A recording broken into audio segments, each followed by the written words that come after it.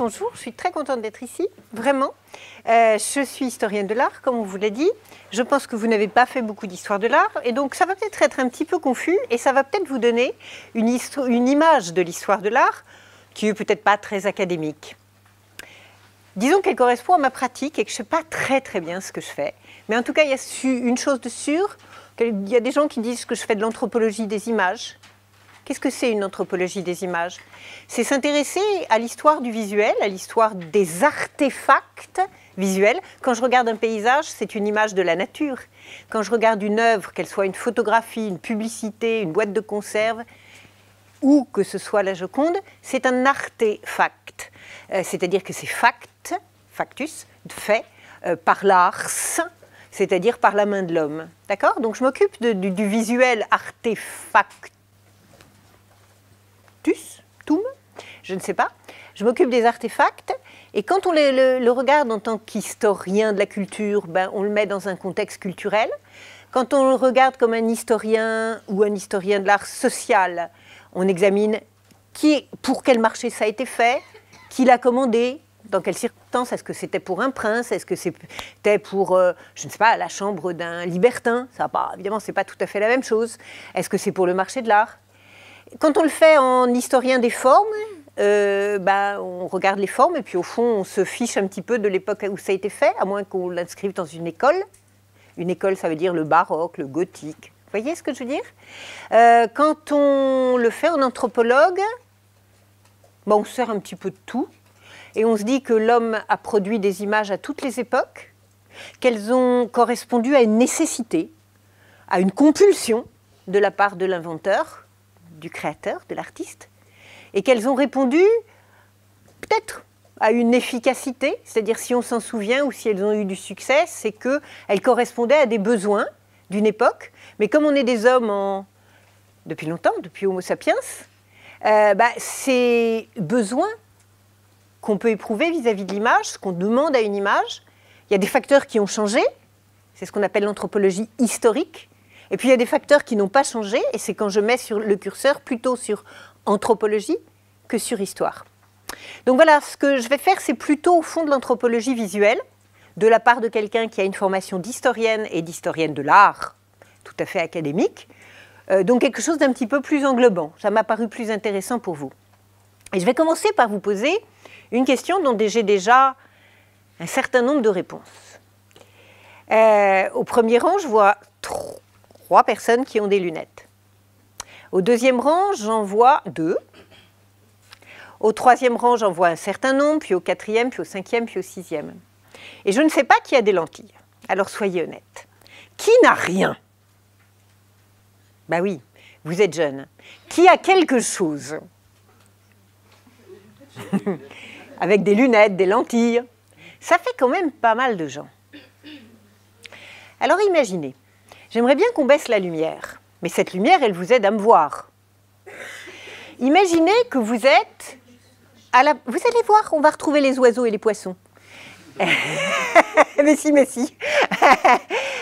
Imaginez que vous êtes à Lascaux. Lascaux, c'est très vieux. Ça date d'il y a environ... on discute, mais c'est 15 000 ans à peu près, 20 000 ans avant notre ère, avant Jésus-Christ. Ah, j'aime mieux avant notre ère. Imaginez que vous êtes à l'époque de Charlemagne, en l'an 800. Imaginez que vous êtes à l'époque de Giotto, vers 1300. Imaginez que vous êtes à l'époque de gens qui s'appellent Van Eyck ou Botticelli, donc un petit peu avant 1500. Vous n'auriez pas de lunettes sur les yeux. Et en plus, il n'y aurait pas d'électricité. Ça veut dire que quand vous rentrez dans Lascaux, quand vous rentrez dans la chapelle Sixtine, c'est un tout petit peu plus tardif, vous feriez comme ça. C'est-à-dire que vous accommoderiez si vous étiez myope. Vous essayeriez de mieux voir. Puis moi, en plus, je suis une senior. Je ne vais pas dire une vieille. Mais à partir de 40 ans, en plus, on est presbyte. Ça veut dire qu'on ne peut même plus voir de près. C'est très important parce que ne pas voir de près, c'est aussi ennuyeux que de voir de loin. Vous travaillez tous avec des écrans, avec des livres. Voilà. Ce que j'essaie de vous dire, c'est qu'il y a un problème de vue. La peinture, la peinture, comme la caméra de madame, comme un appareil photo, elle fonctionne effectivement avec la lumière et puis avec un verre grossissant qui est l'objectif de la caméra. Madame peut zoomer ou pas zoomer. Vos lunettes, ce sont des zooms. Des zooms pour voir de loin, des zooms pour voir de près. Et la lumière, elle permet de voir de loin, elle permet de voir de près. Quand on va dans un musée aujourd'hui, on essaye de voir au mieux. Quand on prend des photographies d'œuvres d'art dans un livre, on essaye de les voir de plus près. Et dans tous les cas, on essaye de très bien voir. Il y a un philosophe qui est aussi un psychanalyste, peu importe si vous ne tenez pas son nom, et je n'ai pas de quoi écrire, ce n'est pas pédagogique du tout, qui s'appelle Gérard Wachsmann. Et ce monsieur, il a écrit un livre qui s'appelle « L'œil absolu ». Ah, super. Non, non, c'est très bien le tableau blanc, c'est à l'ancienne.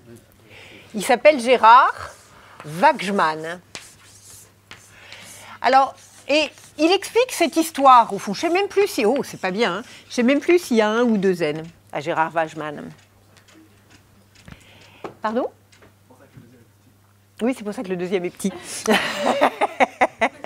Il faut avouer, hein, parfois, qu'on ne se souvient pas. Vous savez, les professeurs, c'est faillible. Bon, et donc il a écrit un très beau livre qui s'appelle « L'œil absolu », qui est sur notre époque et l'évidence de l'obsession du voir. D'accord? Bon, alors moi je m'intéresse à l'œuvre d'art et à la question notamment des oiseaux et des poissons, vous verrez, parce que ce sont des objets qu'il n'est pas évident de faire voir. Mais pour l'instant, on va continuer à faire une petite... Regardez, ce que je vous montre, c'est la colonne Trajan. On est à Rome, on est sur le forum de l'empereur Trajan, et cette colonne qui commémore des batailles, elle n'avait pas à l'origine la statue chrétienne dessus, bien sûr, eh bien, les batailles, leur histoire est retracée sur une spirale. Alors, on dit, parce que maintenant c'est très contesté, que vous comprenez que quand vous êtes en bas, que vous n'avez pas de lunettes, et qu'en plus on est à Rome à midi, donc on est ébloui par le soleil, c'est le contraire de la faiblesse de la lumière, comment on fait pour voir ici?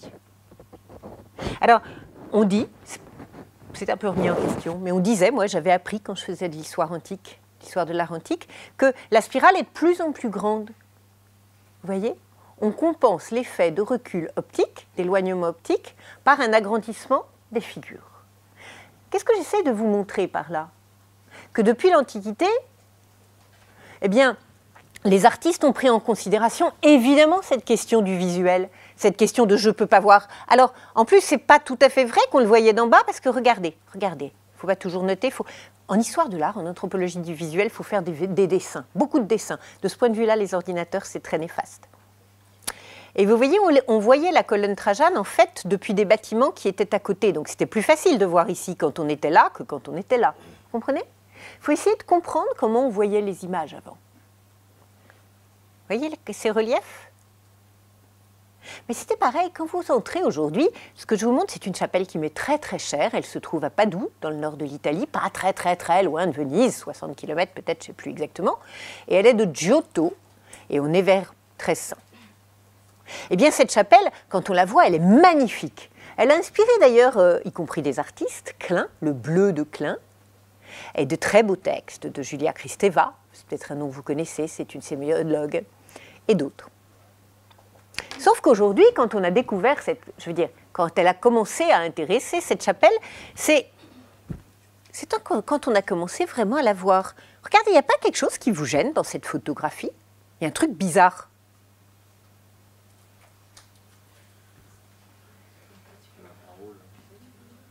Regardez la fenêtre. Elle rentre par où, la lumière? Il y a très très peu de fenêtres. Hein. Il y en a ici.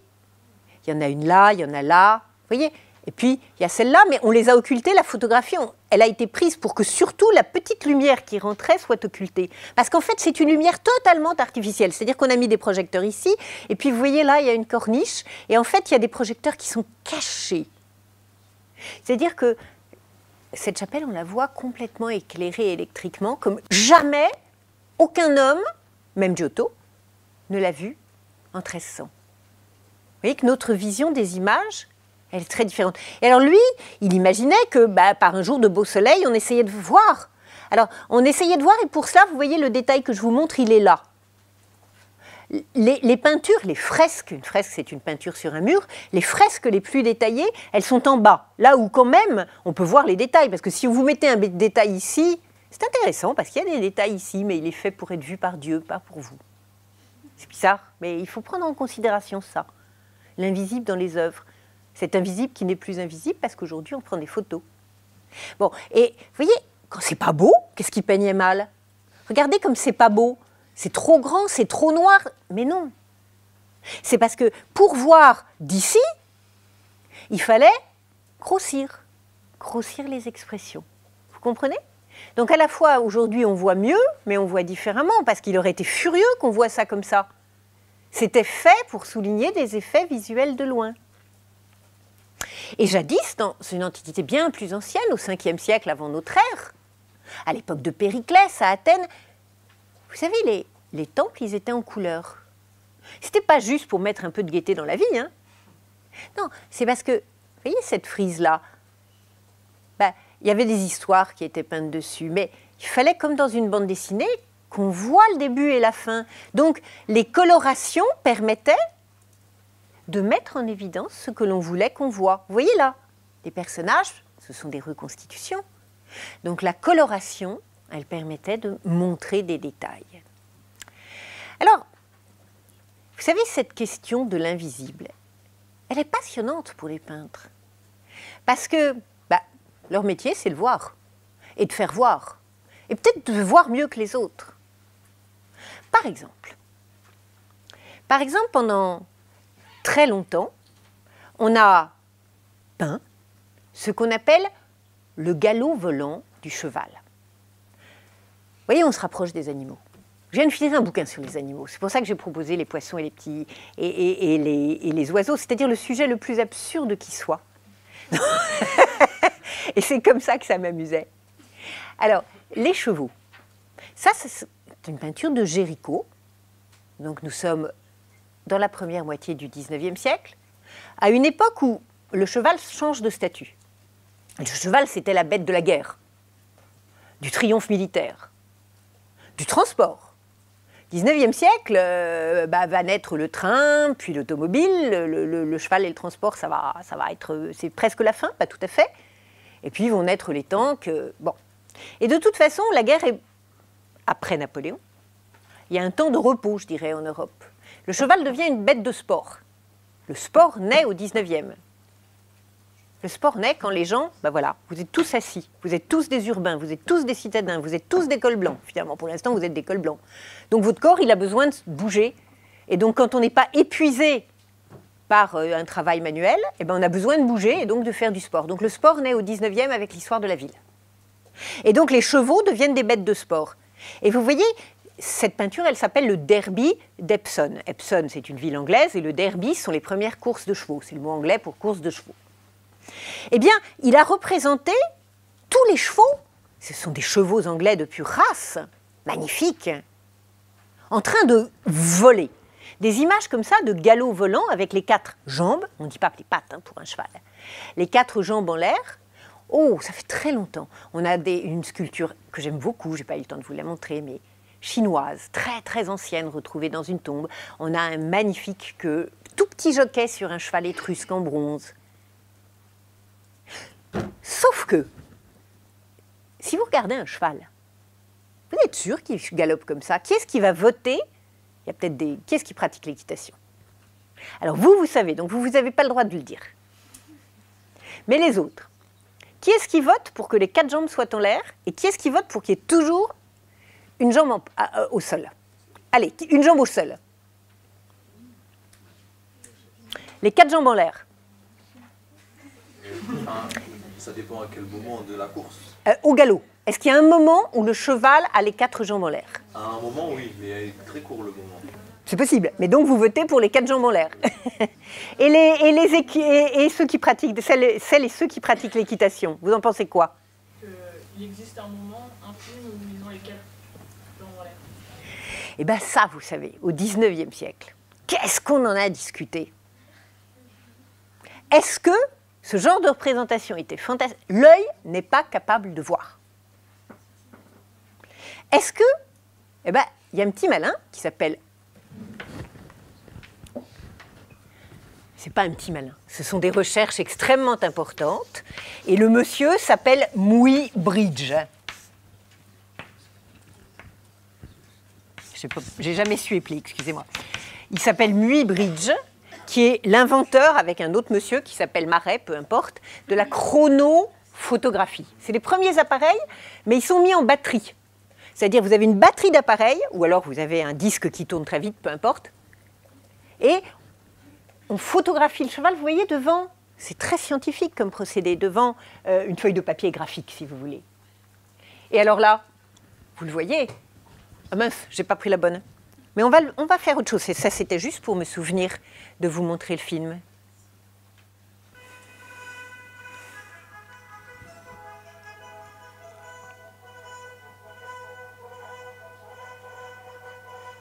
Bon, on voit rien. Vous voyez, même là, même photographié, on voit rien. On n'arrive pas à saisir. Essayez de les saisir, les quatre pattes.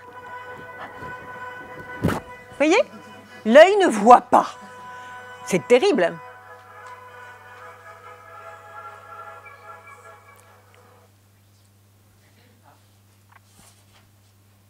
Ah! Il faut arrêter les images. Ah oui, là, il n'y a pas de doute. Bon. Alors, un autre monsieur, avec qui Muybridge avait beaucoup discuté, c'est un Français cette fois, il s'appelle Marais, Jules-Étienne Marais. Et alors là, je n'ai pas, pour être franc, je n'ai pas retrouvé le film parce que je ne sais pas où je l'ai mis. Mais Jules-Étienne Marais, lui, il a répondu avec autre chose. Il y a autre chose qu'on ne voit pas. Qu'est-ce qu'on dit des chats qui tombent par la fenêtre? Ils retombent toujours sur leurs pattes. Sauf que, comment il fait pour tomber sur leurs pattes? Et puis, en général, soit il tombe sur ses pattes, mais très mal, et il est mort, et il se couche, soit il se porte très bien, et il file. Donc, au fond, on dit qu'ils retombent toujours sur leurs pattes, mais je défie bien une personne de voir, en plus le pauvre chat, de suivre le moment. Voilà. Donc, Jules-Étienne Marais a fait une terrible expérience. Si je reviens, je vous le montrerai, ou je te le donnerai pour que tu leur montres un jour. C'est-à-dire qu'il a pris son chat, la pauvre bête. Je regrette de ne pas vous l'avoir oublié, j'y pensais trop tard. Et puis, il a installé une estrade. Il y avait un gros matelas, hein. En dessous, c'était pas trop terrible, une sorte de trampoline qui, en plus, a fait rebondir le chat. Et il a précipité un nombre de, je crois qu'il y a 15 films, donc il y a au moins 15 chutes, dans tous les sens. Parce qu'il se demandait si la position de départ de la bête déterminait l'arrivée ou non. Les 15 films montrent qu'il arrive ou pas? Allez, qui est-ce qui vote? Eh bien, je ne me souviens plus, vous chercherez. Ce que j'essaye de vous montrer, ce n'est pas la science du cheval, ce n'est pas la science du chat, c'est le pouvoir et le non-pouvoir de l'œil. Vous comprenez? Et c'est ça aussi qui m'intéresse. Je reviens à des choses, mais c'est très sérieux, plus sérieuses, dans la peinture. Ce pouvoir de l'œil, il est le pouvoir de faire voir. Il est parfois le pouvoir de faire voir à qui mérite de voir. Ce tableau, vous le connaissez tous. Qu'est-ce que c'est? Beaucoup d'entre vous le connaissent. Qu'est-ce que c'est? Le déjeuner sur l'herbe, de Manet. Il se trouve où? Au musée d'Orsay. Vous avez une idée? C'est plus dur de la date à peu près. Je ne vous demande pas la date. À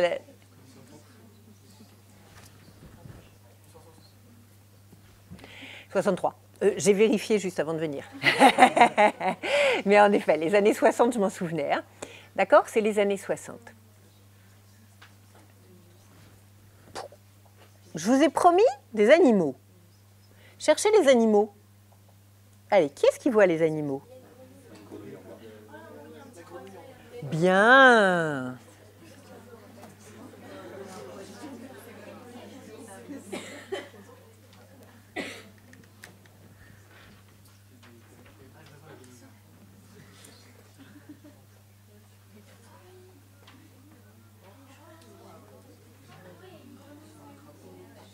Elle est belle, la grenouille. Les 2 yeux, le ventre.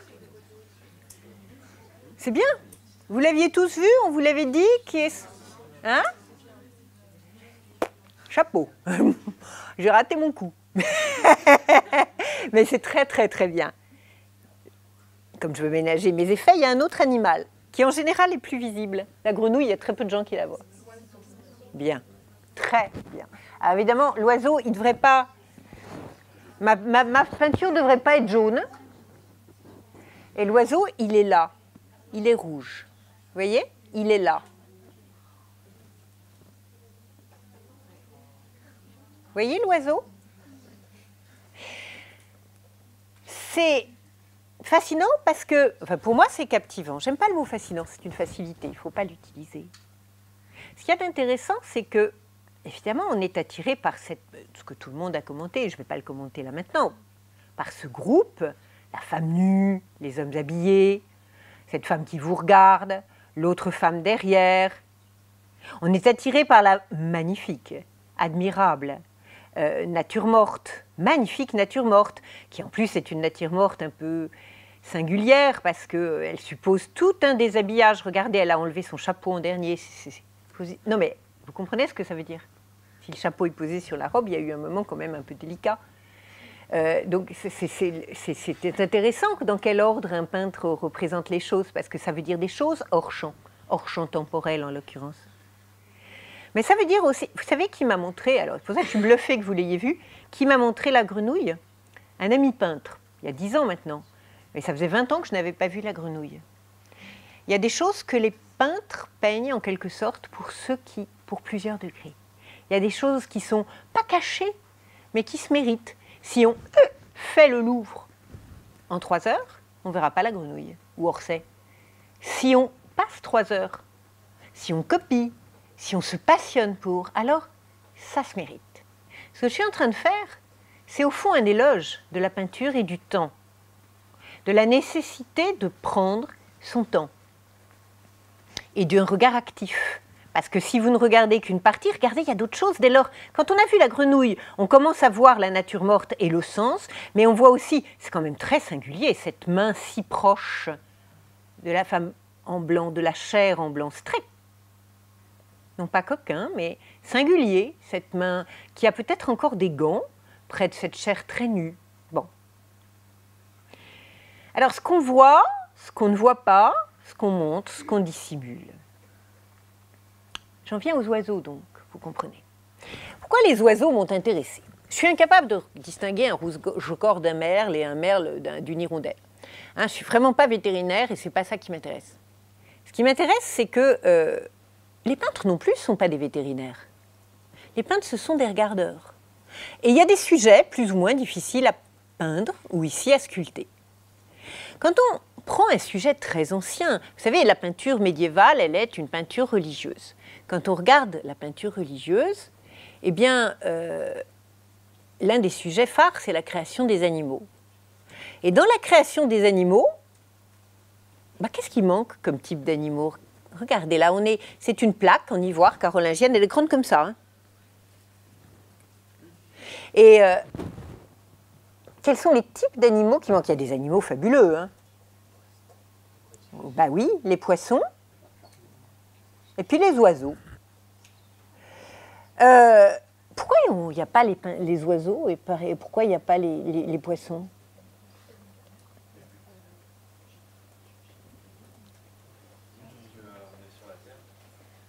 Parce qu'on est sur la Terre.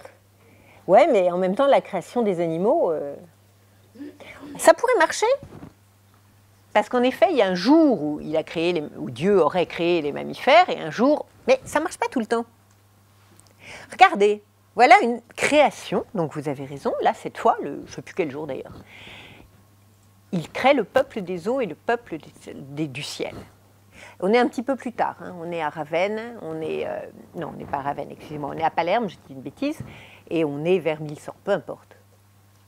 Alors, les voilà les oiseaux. Pardon, les voilà les oiseaux. Je ne sais pas reconnaître une hirondelle, mais je sais quand même reconnaître un oiseau d'un poisson. Et voilà les poissons. Comprenez la difficulté du peintre. Vous savez, il a quand même une tête bizarre. Je veux dire, c'est pas l'allure de cet oiseau, c'est la façon dont il lévite dans l'air.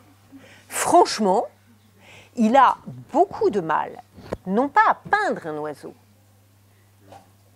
mais à peindre, c'est encore autre chose. Le vol d'un oiseau. Ce qui m'intéresse dans les oiseaux, ce n'est pas l'anatomie des oiseaux, c'est que les oiseaux sont dans un domaine de notre monde où ils évoluent. A priori, un oiseau, ça ne reste pas. On ne s'en rend pas compte parce qu'on a l'habitude des photographies. Et les photographies, elles nous montrent le vol. Sauf que suivre dans l'air le vol d'un oiseau, c'est très difficile. L'oiseau, on le voit, hélas, quand il est mort, ou quand il est par terre, ou qu'on lui donne à manger. Donc c'est très difficile pour un vieil artiste et les poissons.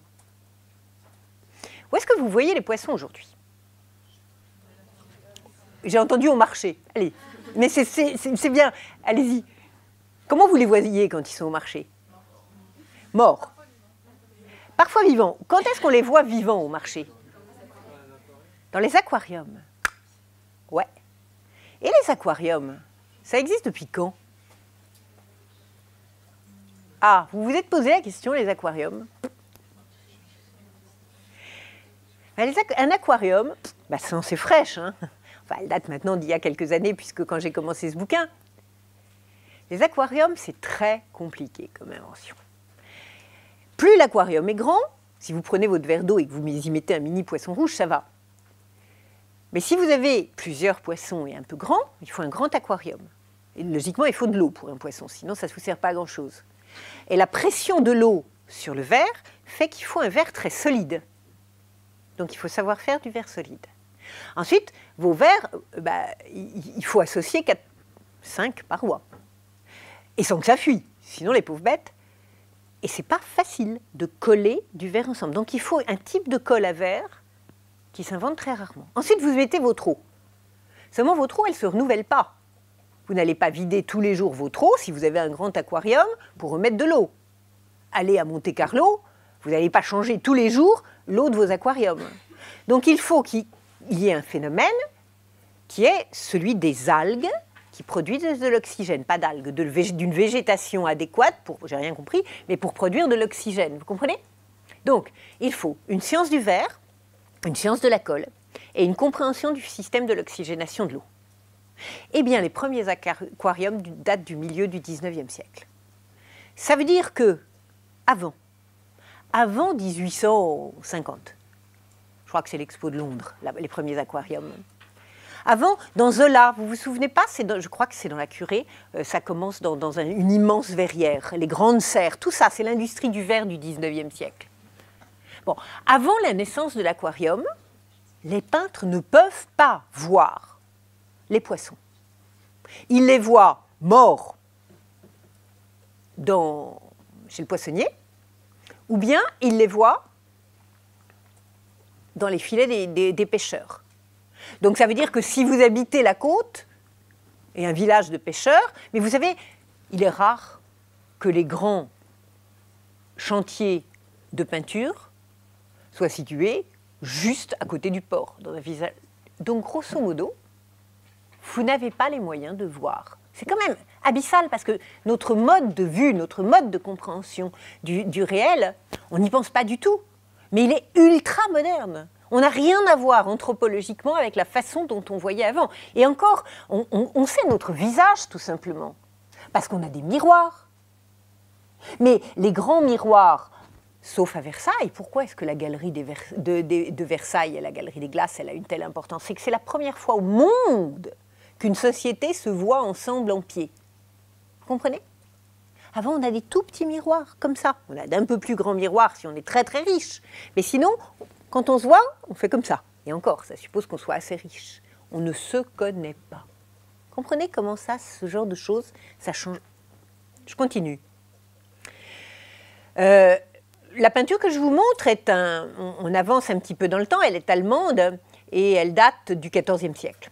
Je cherchais la date exacte, mais je ne l'ai pas. Et regardez là, il ne sait pas peindre l'eau, donc il peint des poissons qui lévitent, Et voilà, des oiseaux qui lévitent. Vous voyez? J'adore ce genre de peinture. Il ne s'agit pas de dire que c'est mauvais, c'est admirable ceci, c'est admirable cela. Il ne faut pas le juger à l'aune de l'imitation. C'est peut-être beaucoup plus poétique qu'une photo de poisson. C'est juste que c'est d'un autre ordre de réalité. Je vais m'intéresser, comme le temps passe, je vais m'intéresser aux oiseaux, en m'y intéressant précisément quand un régime de vision commence à changer. On va comparer, si vous le voulez bien, deux images.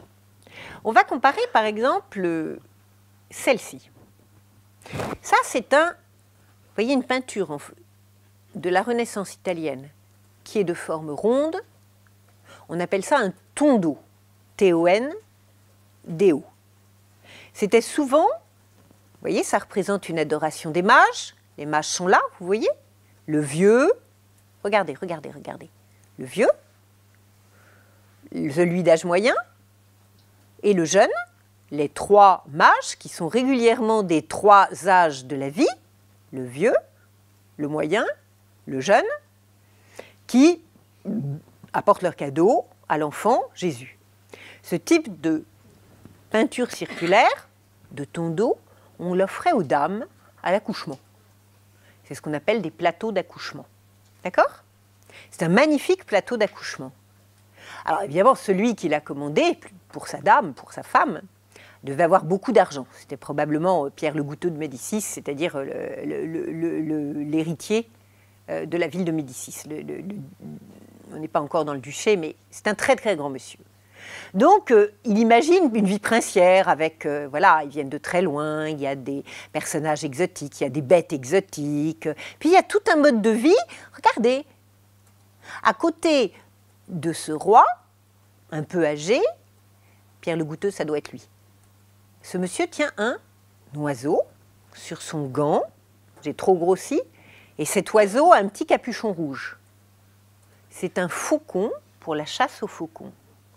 En fait, ce qui est montré, c'est la vie de grands seigneurs, une sorte de vie idéale, et des épisodes à la fois. La vie avec les plus beaux des vêtements du monde, regardez, un vrai manuel de mode du XVe siècle, c'est comme ça qu'est analysé en général ceci, avec les ménageries aux animaux rares, j'ai jamais su si un chameau ou un dromadaire avait deux bosses.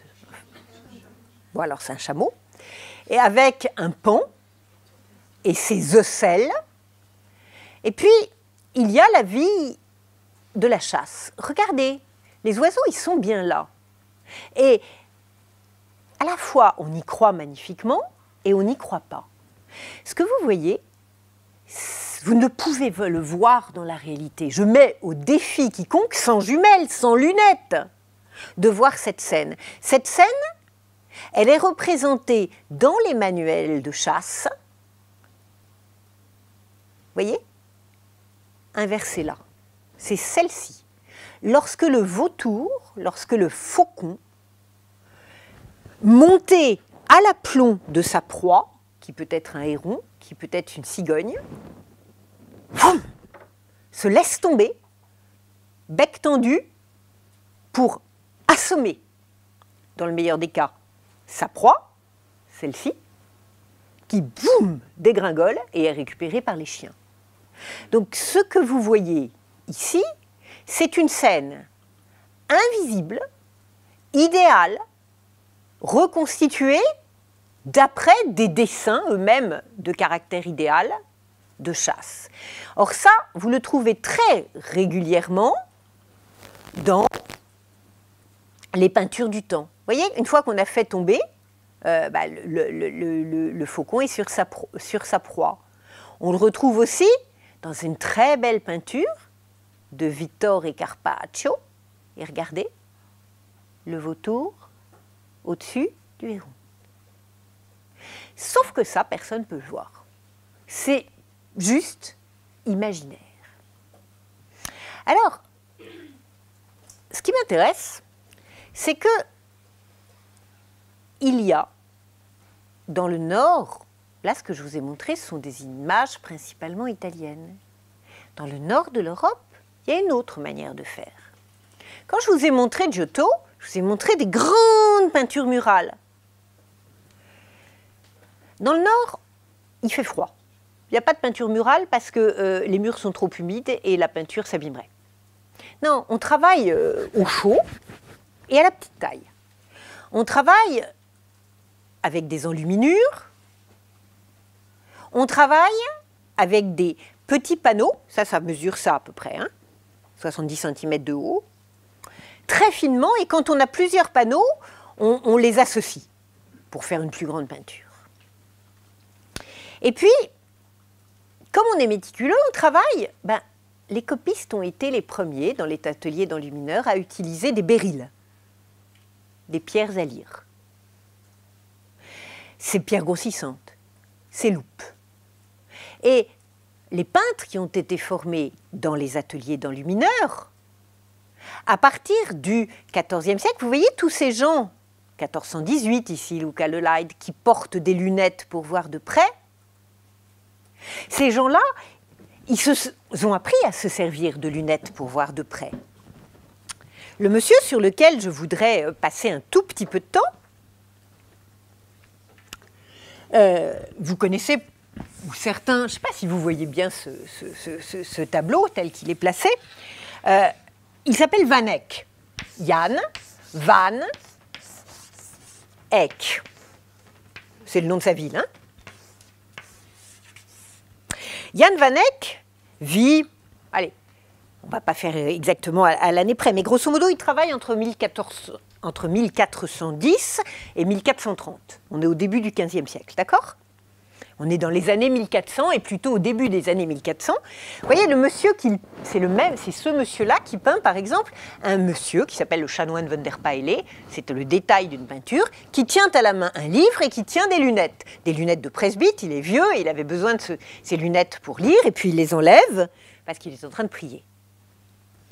Donc on sait que Van Eyck représente des lunettes, et on sait qu'il a été enlumineur, donc on sait qu'il connaît les pierres à voir. Alors maintenant, regardez. Ce qui m'intéresse, c'est ce genre de choses. Et là, vous voyez que je tiens à mes oiseaux. Le panneau que je vous montre est sans doute un panneau inachevé. Je dis panneau parce que c'est une peinture sur bois. Et Van Eyck a la spécificité de peindre à l'huile sur bois. Il est l'un des premiers à peindre à l'huile. Et ça permet de peindre d'infiniment petits détails. Parce qu'on utilise un tout petit pinceau, l'huile, c'est léger, comme on dit un véhicule. Le véhicule est léger, je veux dire, c'est un médium léger. Et on peut revenir dessus. Et on peint avec un très petit pinceau, si on veut, qu'on appelle le petit gris. Le petit gris, vous savez ce que c'est qu'un petit gris? C'est encore une histoire d'animal. Ça n'a rien de coquin, un petit gris. C'est un écureuil. Et on prend la fourrure du ventre de l'écureuil qui est la plus fine et on met quelques poils de petit gris et on peut peindre de minuscules détails. Et Van Eyck, alors pourquoi je sais que c'est minuscule? Ce tableau, je vous l'ai dit, il fait 70 cm. Il représente une sainte, Sainte Barbe, qui a été enfermée dans une tour pour toutes sortes de raisons. Parce qu'elle était malmenée par son papa, qui voulait la marier, elle ne voulait pas, donc elle a été punie. Grosso modo, elle a passé 15 ans dans sa tour. Bon, peu importe l'histoire. Et elle tient la palme du martyr. Ce qui m'intéresse, c'est le chantier de construction, parce que Van Eyck aussi devait s'en moquer un petit peu de Sainte-Barbe. En revanche, ce qui l'intéressait, c'était de peindre un chantier de construction. Vous voyez les gens qui transportent des charrois. Il y a vraiment un beau travail. Et puis alors, si vous montez, vous dites, c'est sale. Il y a plein de petites taches. Et là, je regrette, pardon, qu'on ait cette lumière, parce que vous verriez mieux. Vous voyez, une saleté, une saleté, une saleté, une saleté, une saleté. Sauf que ces saletés, une saleté, une saleté, une saleté, une saleté, une saleté, une saleté... Non, c'est pas des saletés. Ça veut dire que dès ce stade préparatoire de la peinture, il ne l'a jamais achevé, il est peut-être mort dessus, hein, on ne sait pas. Dès ce stade préparatoire, Van Eyck, pour lui, c'était considérablement important de peindre ça. Ça, c'est-à-dire des oiseaux pas du tout comme à l'italienne. mais de peindre des petits signes. Alors essayez de comprendre. Mettez-vous à la... Vous savez, un peintre, je vais dire une bêtise, mais on n'y pense jamais. Ben, un peintre, ça a vécu. Un peintre, ça a eu votre âge. Un peintre, ça s'est demandé comment faire. Je veux dire, ce sont des gens en chair et en os. Ils ont eu 15 ans, ils ont eu 20 ans, ils ont eu 25 ans. De très très grands peintres comme quelqu'un que j'aime beaucoup, qui s'appelle Masaccio, il est mort à 27 ans. Donc vous voyez, il faut vous dépêcher. Je veux dire, essayez donc de vous mettre, plutôt que de regarder un chef-d'œuvre, pensez à la personne, pourquoi est-ce qu'il a fait ces petites taches tout de suite? Qu'est-ce que ça veut dire? Qu'est-ce que ça apporte à la peinture, à votre avis? Est-ce qu'il essaie pas de remplir les vides? Parce qu'un grand ciel bleu, c'est pas très intéressant si on met des petits oiseaux aussi. D'abord, il remplit les vides. Oui, un grand ciel bleu, ça peut être très ennuyeux. Oui, peut-être aussi d'autres raisons. Oui? La performance. Très bien, la performance. Mais vous savez, c'est idiot, mais c'est comme au... C'est très étonnant. En sport, on dit la beauté du geste. Pour moi, qui suis historienne d'art, c'est toujours une chose qui m'a sidérée. Plus maintenant, mais je pratiquais le tennis. Pas à un très haut niveau. Mais en même temps, c'est vrai qu'il y a un beau geste, un plaisir du geste qui arrive bien. Maintenant, il arrive très mal. Mais c'est pas grave, c'est autre chose. Mais c'est quand même bizarre, la beauté du geste. On parle de performance en sport. Eh bien, un peintre aussi, ça peut faire des performances. Et puis c'est important parce que vous savez, il y a un marché à conquérir. Hein. C'est des entreprises, les peintres aussi, il faut être le meilleur. Donc en effet, oui, oui, oui et oui, il y a la performance. Qu'est-ce qu'il peut y avoir encore? Vous savez, la peinture c'est comme un millefeuille. Il y a plusieurs raisons. C'est pas comme en science, il n'y a pas qu'une explication. La symbolique? Dites-moi. Oui, la symbolique, peut-être. Je sais pas ce que vous voulez faire passer comme message à l'artiste, mais peut-être que par les oiseaux, il y avait une signification en rapport avec l'histoire de la cité. Oui, sauf qu'il faut qu'on le voie. Les oiseaux. Non, non, mais vous avez raison. Dans d'autres cas, je me suis dit oui. Et oui, ça pourrait être la symbolique. Et je vais reprendre votre explication tout à l'heure, si vous le voulez bien. Parce que ici, je ne suis pas sûre. Dans un autre tableau, j'ai dit la même chose que vous. Du moins, je l'ai écrit. Ici, je suis moins sûre. Mais encore, quel effet? Regardez, vous allez peut-être mieux comprendre comme ça. La profondeur. Bien. La profondeur. Oui, développer. Essayez de développer. La perspective. Oui, oui, allez, Non. vous regardez le ciel, mettez-vous à la place de qui regarde le ciel. Ben, on voit au loin. Enfin, je sais pas comment dire, mais les oiseaux, ça a cette signification de soit ils partent, soit ils arrivent, et donc ça donne un mouvement. Oui, soit ils partent, soit ils arrivent. Il y a un mouvement. 1400, bon, ça, ce tableau, il doit dater d'environ 1426, 1430, je ne sais pas si on le sait, et puis moi je l'ai oublié, mais c'est à peu près ça. Le 15e siècle, je vous ai dit, le 15e siècle, ça évoque quoi en histoire pour vous? Oui, la Renaissance, mais en histoire, du côté de la géographie, du côté des mondes. Oui, oui, non, mais si. Oui, oh, c'est large le 15e siècle, c'est quoi? Si? Découverte du Nouveau Monde. Mais oui, je l'avais entendu, et oui, c'est ça. Oui, c'est plus tard, ok. C'est combien, la découverte du Nouveau Monde? Oui, c'est 1492. Ça veut dire que c'est le petit-fils de Van Eyck. Mais vous savez, c'est pas un jour, je vais découvrir le Nouveau Monde. Non, non. Des histoires comme ça se prépare pendant... Il y a une envie, il y a des efforts, il y a des tentatives. On va aux Baléares, on va au golfe de Guinée, on descend un peu plus bas. On passe, je crois que c'est 1488 ou 1482, le cap de Bonaventure. On va à l'ouest, on va plus à l'ouest, on revient, c'est raté. On repart.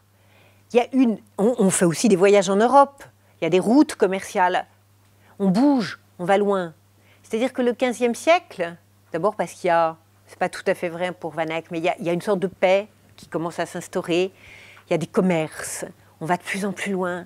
Il y a le sentiment d'un monde qui se dilate. Et Van Eyck, lui, Van Eyck, c'est un grand voyageur. Ça aussi, on oublie que les peintres, ils sont voyageurs. Van Eyck, c'est un Français, hein, Van Eyck. Oh, pardon pour les Belges. Mais la Belgique, j'espère qu'il n'y a pas de Belges dans la salle. La Belgique, ça existe depuis le 19e siècle, hein, seulement. Il y a un Belge dans la salle? Aïe, aïe, aïe, aïe, aïe. Bon, il est né, je crois qu'il est né à Cambrai ou à Arras. c'est-à-dire dans ce qui est aujourd'hui la France encore. Et puis, il est allé travailler à Gand, à Bruges, à Bruxelles, c'est-à-dire en Belgique. Mais ce flamand, ça ne fera peine à personne comme ça, ce flamand est allé, on le sait, 2 fois à Lisbonne pour des histoires matrimoniales. Et puis des histoires matrimoniales parce qu'il fait le portrait de la princesse que le duc de Flandre, de Bourgogne, veut épouser. Il est sans doute allé en Italie, et on a même dit qu'il était allé jusqu'à Jérusalem, mais ça, j'y crois pas trop. Mais ce sont des voyageurs.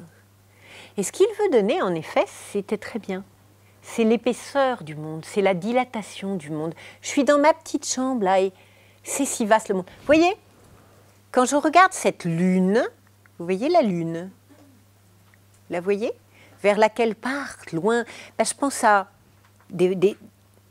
On est en Flandre. Je ne sais pas si vous connaissez, j'adore la mer du Nord.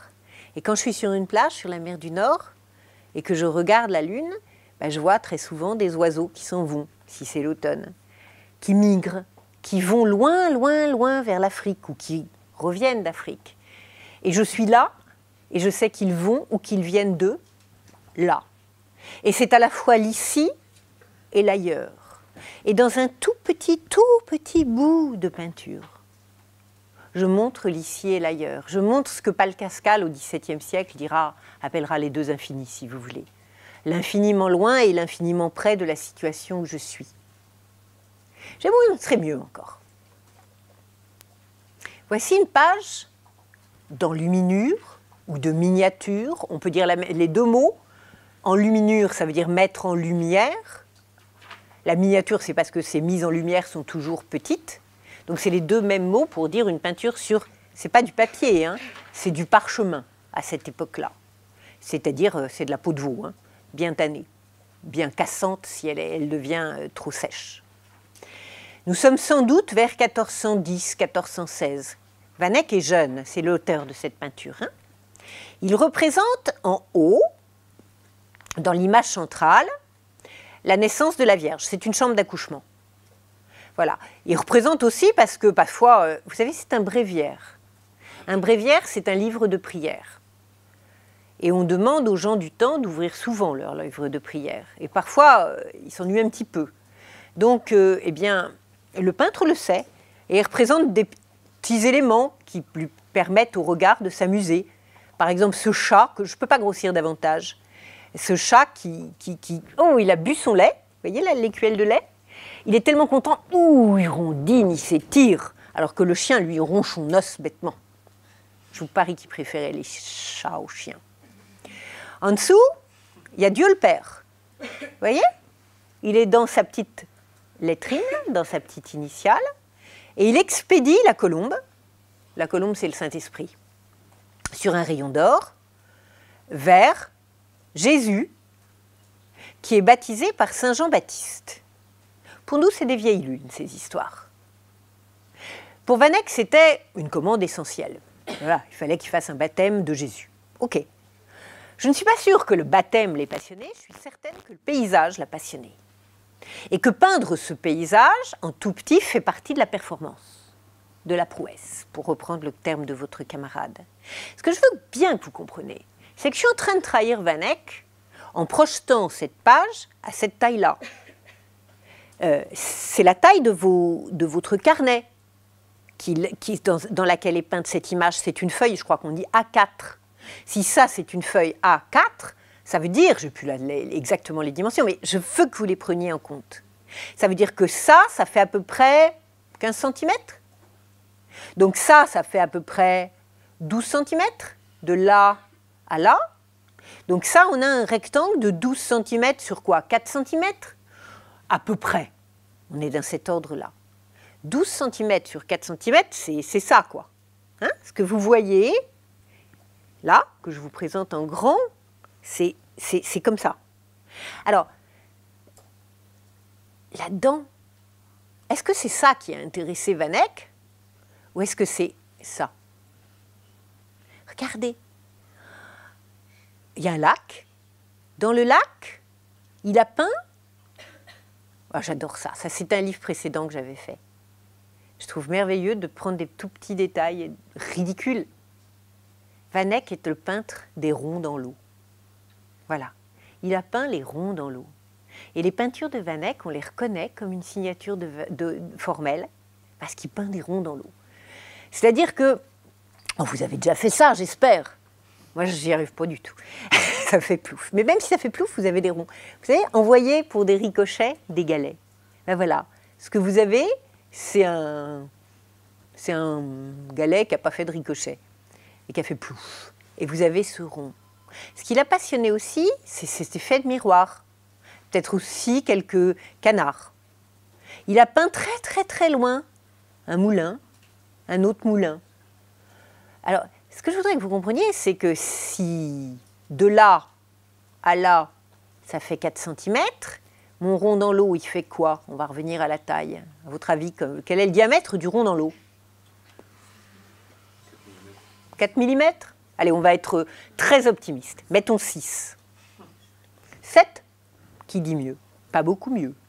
Ça veut dire que le moulin du fond, le premier moulin, je le vois. Le moulin du fond, il est là. Regardez, on va grossir. Waouh! Je l'ai perdu. Non, non, il y a un moulin. Hein. Il fait quoi? 2 mm? Si vous regardez là, vous avez la Lune et vous avez ces petites taches qui sont pleines d'oiseaux. Vous entendez le bruit des oiseaux. Si vous vous mettez à regarder très fort.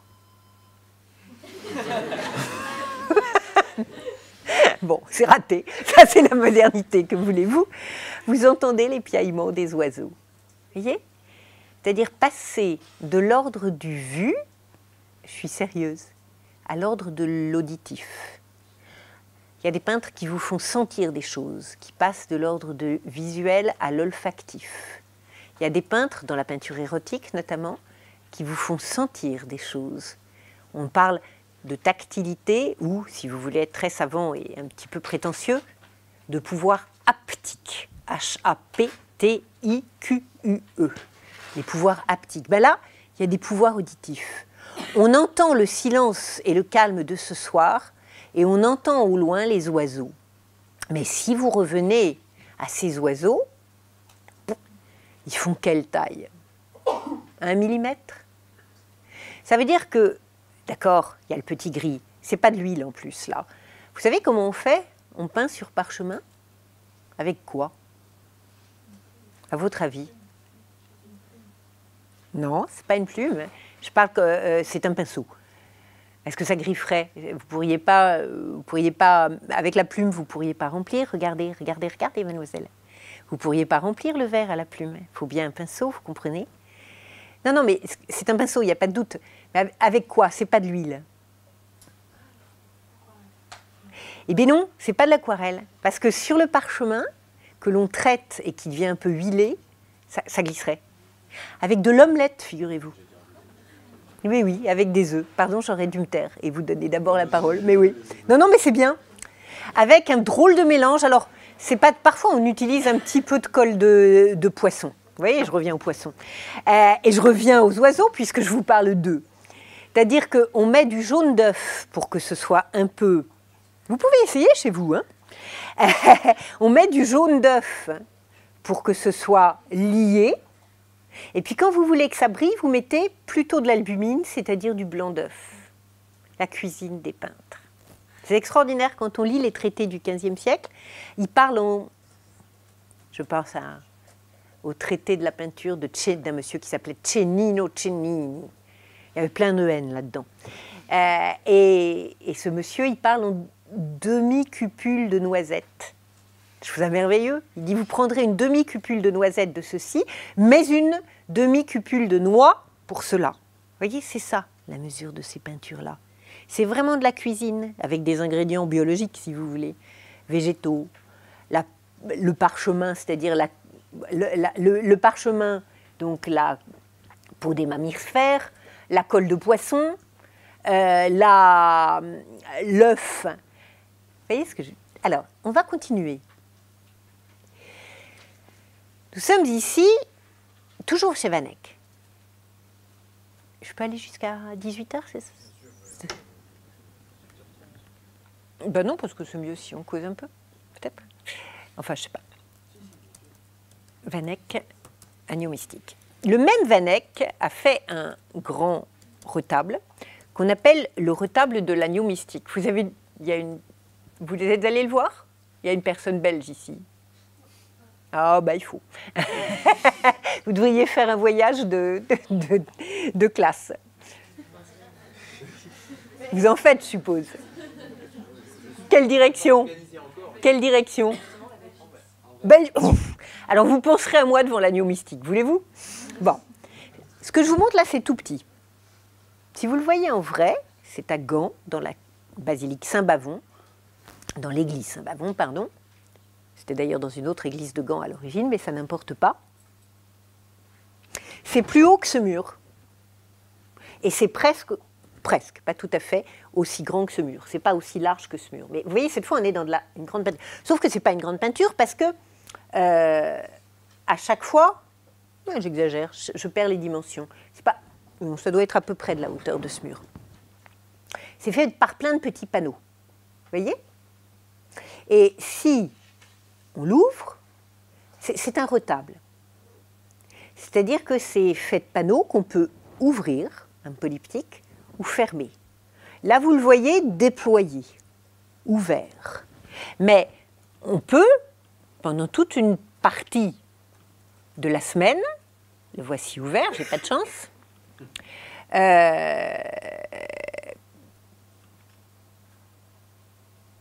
pendant toute une partie de la semaine, on referme les volets. Vous voyez? Donc évidemment, le retable devient plus étroit. Si je l'ouvre, imaginez que je sois la partie centrale et que mes bras soient les volets. Si je l'ouvre, je suis dilatée. Si je referme sur moi, je suis plus petite. D'accord? Donc vous le voyez ici, fermé. Ce que vous constatez d'ailleurs, c'est qu'il y a une drôle d'économie chromatique. Ici, c'est tout gris. Et quand vous l'ouvrez, c'est plein de couleurs. Vous voyez la différence? Ouvert, fermé. C'est pas un hasard. C'est parce qu'on le laissait fermer pendant la semaine. Et puis dans un moment qui était considéré comme une grande fête liturgique, alors on ouvrait. Et c'était comme si un paradis de couleurs s'ouvrait aux yeux des fidèles. Il y a une mise en scène théâtrale dans la liturgie chrétienne absolument insensée. C'est pas ça qui m'intéresse. Ce qui m'intéresse, c'est d'être ici. Vous avez 3 étages de peinture. On ne dit pas des étages en histoire de l'art, on dit 3 registres. Dans le registre du bas, vous avez les gens qui ont payé la peinture. On les appelle les commanditaires. Le monsieur, la dame, son saint patron, sa sainte patronne. Dans le haut, on a des ancêtres, c'est-à-dire des prophètes, ici, et des sibylles, peu importe. Au milieu, vous avez une annonciation. L'annonciation, c'est le moment où un ange pénètre très indiscrètement dans la chambre de la Vierge, qui est ici. Donc l'ange est là et la Vierge est là. Donc pour que ce soit moins indiscret, le peintre les sépare bien pour qu'il n'y ait pas d'ambiguïté. Et là, il les sépare par 2 panneaux qui sont, on dit, un unicum, une chose unique. Et si on est prétentieux, on dit un apax. Vous pouvez mettre un H ou pas d'H d'ailleurs, comme vous voulez. Ça veut dire une chose à peu près unique dans la peinture. C'est-à-dire qu'au centre d'une peinture, vous avez rien. Je veux dire, quand je dis rien, ça veut dire qu'il n'y a pas de personnage au centre de cette peinture. C'est une absolue rareté. Vous voyez? Au centre, en général, dans le centre d'une peinture, vous avez quelque chose. En tout cas dans les peintures anciennes, parce que je vois que c'est un peu moins vrai sur les affiches de PSL où en général il n'y a rien au milieu. Mais dans la peinture ancienne, l'important c'est le centre. D'accord?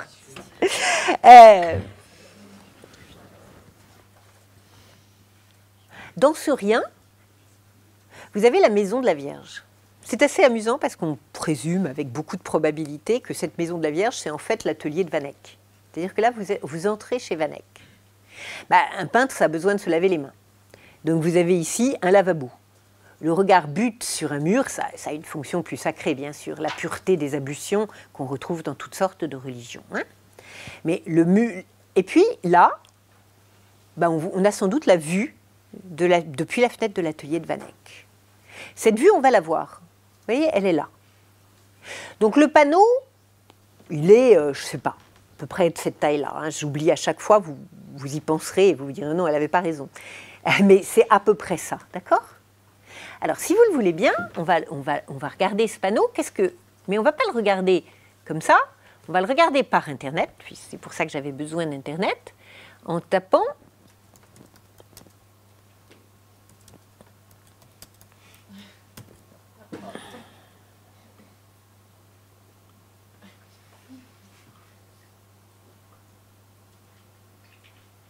je croyais que j'avais gardé le site, mais non.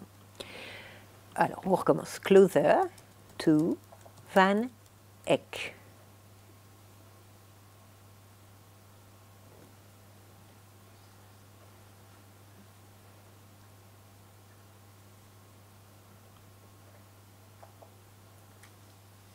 On appelle ça le retable de l'agneau mystique ou le retable de Gand. Parce que ça se trouve à Gand. Hein. Il faut juste que je... Voilà. Alors, je vous ai expliqué le rôle des lunettes. Ce que j'essayais de vous montrer, c'est que avant l'âge des lunettes, on peut deviner une chose. C'est que les gens qui font des miniatures sont des gens qui ont une bonne vue. Donc ce sont des gens jeunes. Parce qu'après 40 ans, on est presbyte, donc on ne peut plus voir assez près. Et même on peut présumer que ce sont des myopes. Parce que jeunes et myopes, vous voyez mieux de près que de loin. À partir de l'âge des lunettes, ce que j'essaie de vous montrer, c'est que les peintures que nous avons vues ne peuvent pas avoir été faites sans une loupe. Et que d'une certaine manière, elles ne pouvaient se regarder sans une loupe. C'est-à-dire que ce sont des peintures qui, le concept de modernité étant propre à chaque époque, sont modernes.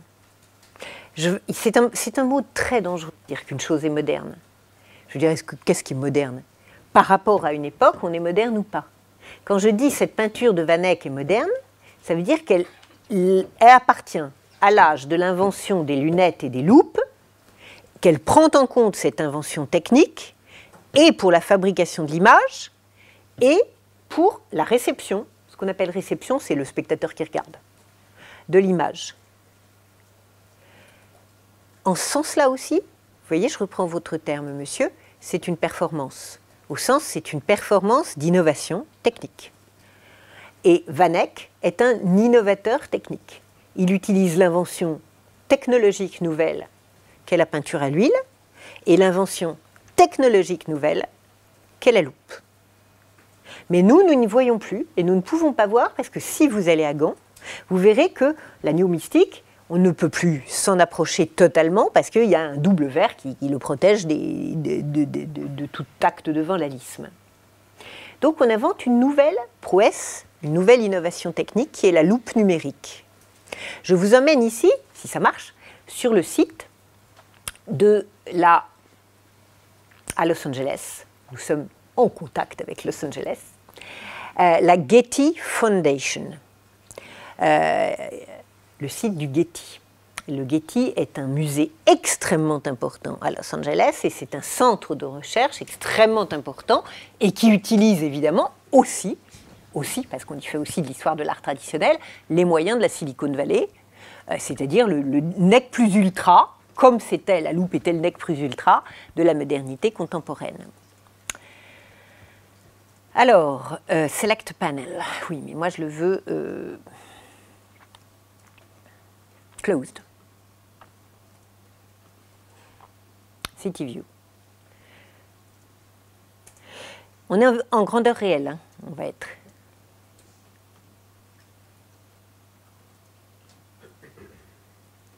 Voilà. On va descendre pour voir. Oups, là. Je suis très mauvaise avec ça, excusez-moi.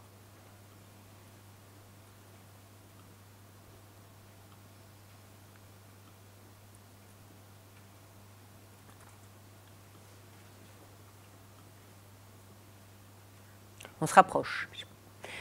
Je n'ai pas le droit d'éteindre même juste quelques minutes pour leur montrer, parce que c'est... D'abord, on ne va pas avoir le droit de montrer ces images, je pense, à la caméra. Et puis, c'est vraiment dommage. Pardon, très peu de moments. Hein. Mais je voudrais vraiment que vous voyez ça. Vous voyez là, on a la grandeur réelle, ce que vous voyez. 1 centimètre, c'est de là à là. Regardez dans cette ville.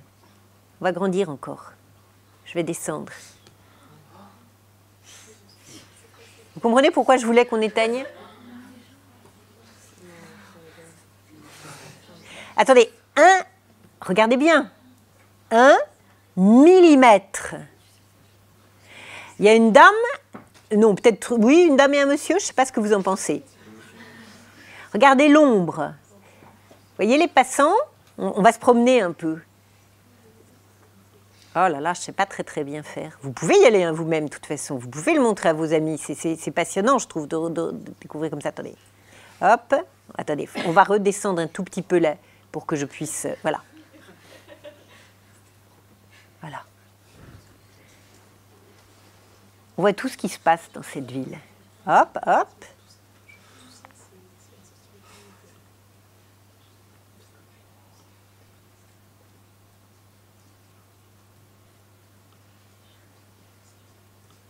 Très difficile de régler. Voilà. Là, on voit bien. Et on va monter maintenant, puisque je vous ai promis des oiseaux. Les gouttières. 1 centimètre. Hein. Ça, c'est 1 centimètre. On monte. On monte. On va de l'autre côté. 1 centimètre. 1, 2, 3, 4, 5, 6, 7. Je me suis amusée à les compter. Je sais plus, je crois que j'en ai compté 36. 7, 8, 9, 10, 11. Peut-être j'ai exagéré. Regardez, il y en a encore un là. Il y en a encore un là. Ici, je ne sais pas, mais il y en a peut-être plus. Je ne sais pas ce que c'est. Mais il y en a un là et un là. Et là, vous regardez, vous êtes au-dessous du millimètre. Bon, si on se déplace maintenant de l'autre côté.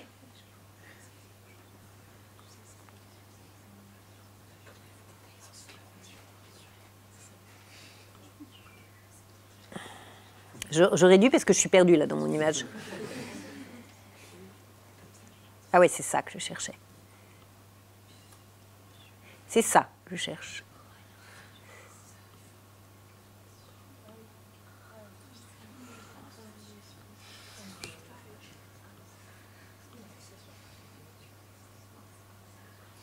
Un, 2, 3, 4, 5, 6, 7, 8 oiseaux, chacun d'1 millimètre. Jamais vous les verrez quand vous irez en gants. Ça ne sert à rien de vous déplacer. Ce que je veux dire, c'est qu'on arrive à une situation où je suis totalement perplexe parce que vous dites la prouesse. Oui, la prouesse, l'innovation, faire voir avec une loupe, certainement. Je m'occupe un tout petit peu, parfois, d'art contemporain. On peut rallumer, hein, là. Je m'occupe un tout petit peu d'art contemporain. L'une des artistes que j'aime bien est iranienne d'origine. Elle s'appelle Nazanin Pouyanday. Oups, c'est pas du tout ça que je voulais faire. Elle s'appelle Nazanin Pouyanday. Je vais vous...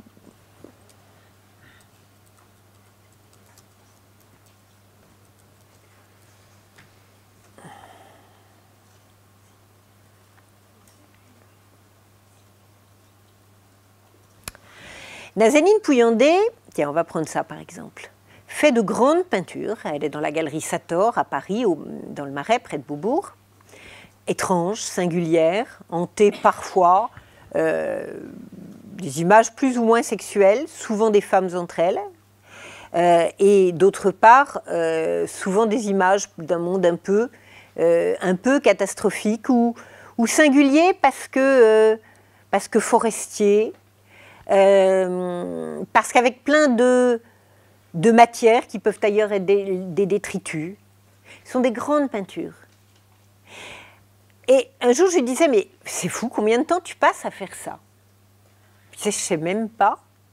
Mais ce que je sais, c'est que quand je fais ça, tu ne vas pas me croire, mais je tombe dans une sorte de transe.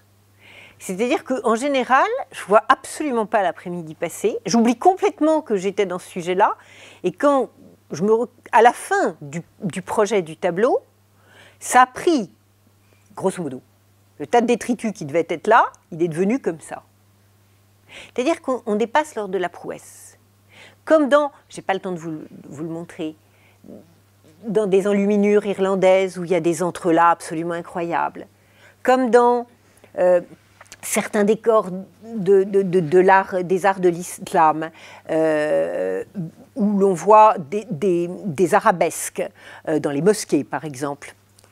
On finit par entrer dans une sorte de sortie du monde réel. On ne peint plus pour montrer, on peint parce que il y a la joie d'être peintre. Et il y a juste l'obsession, une sorte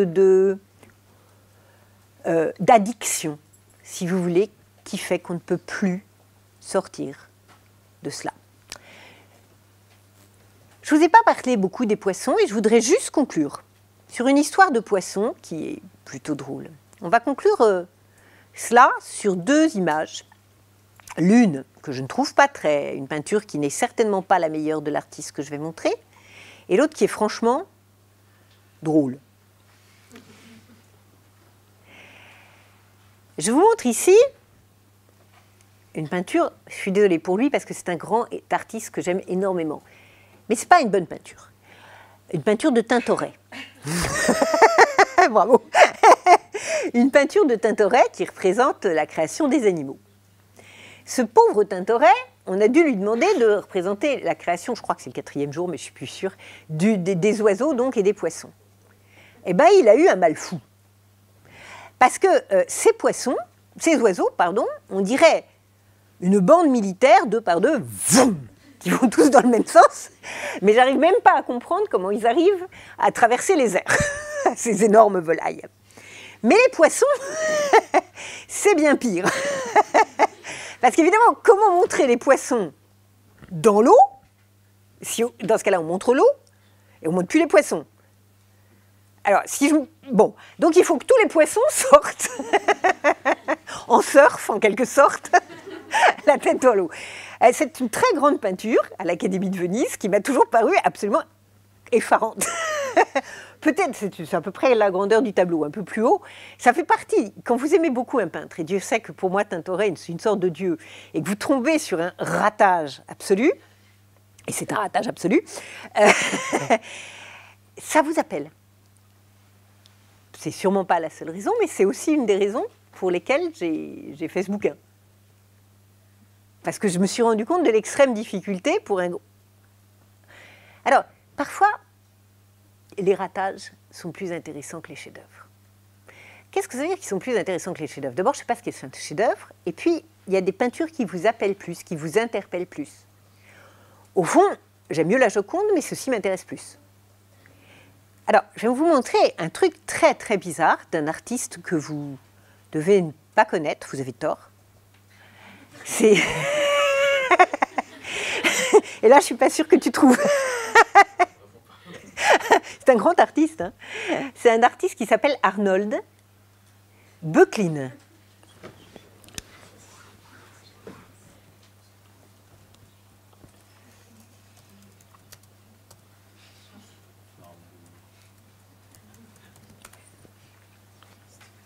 Voilà, il est là.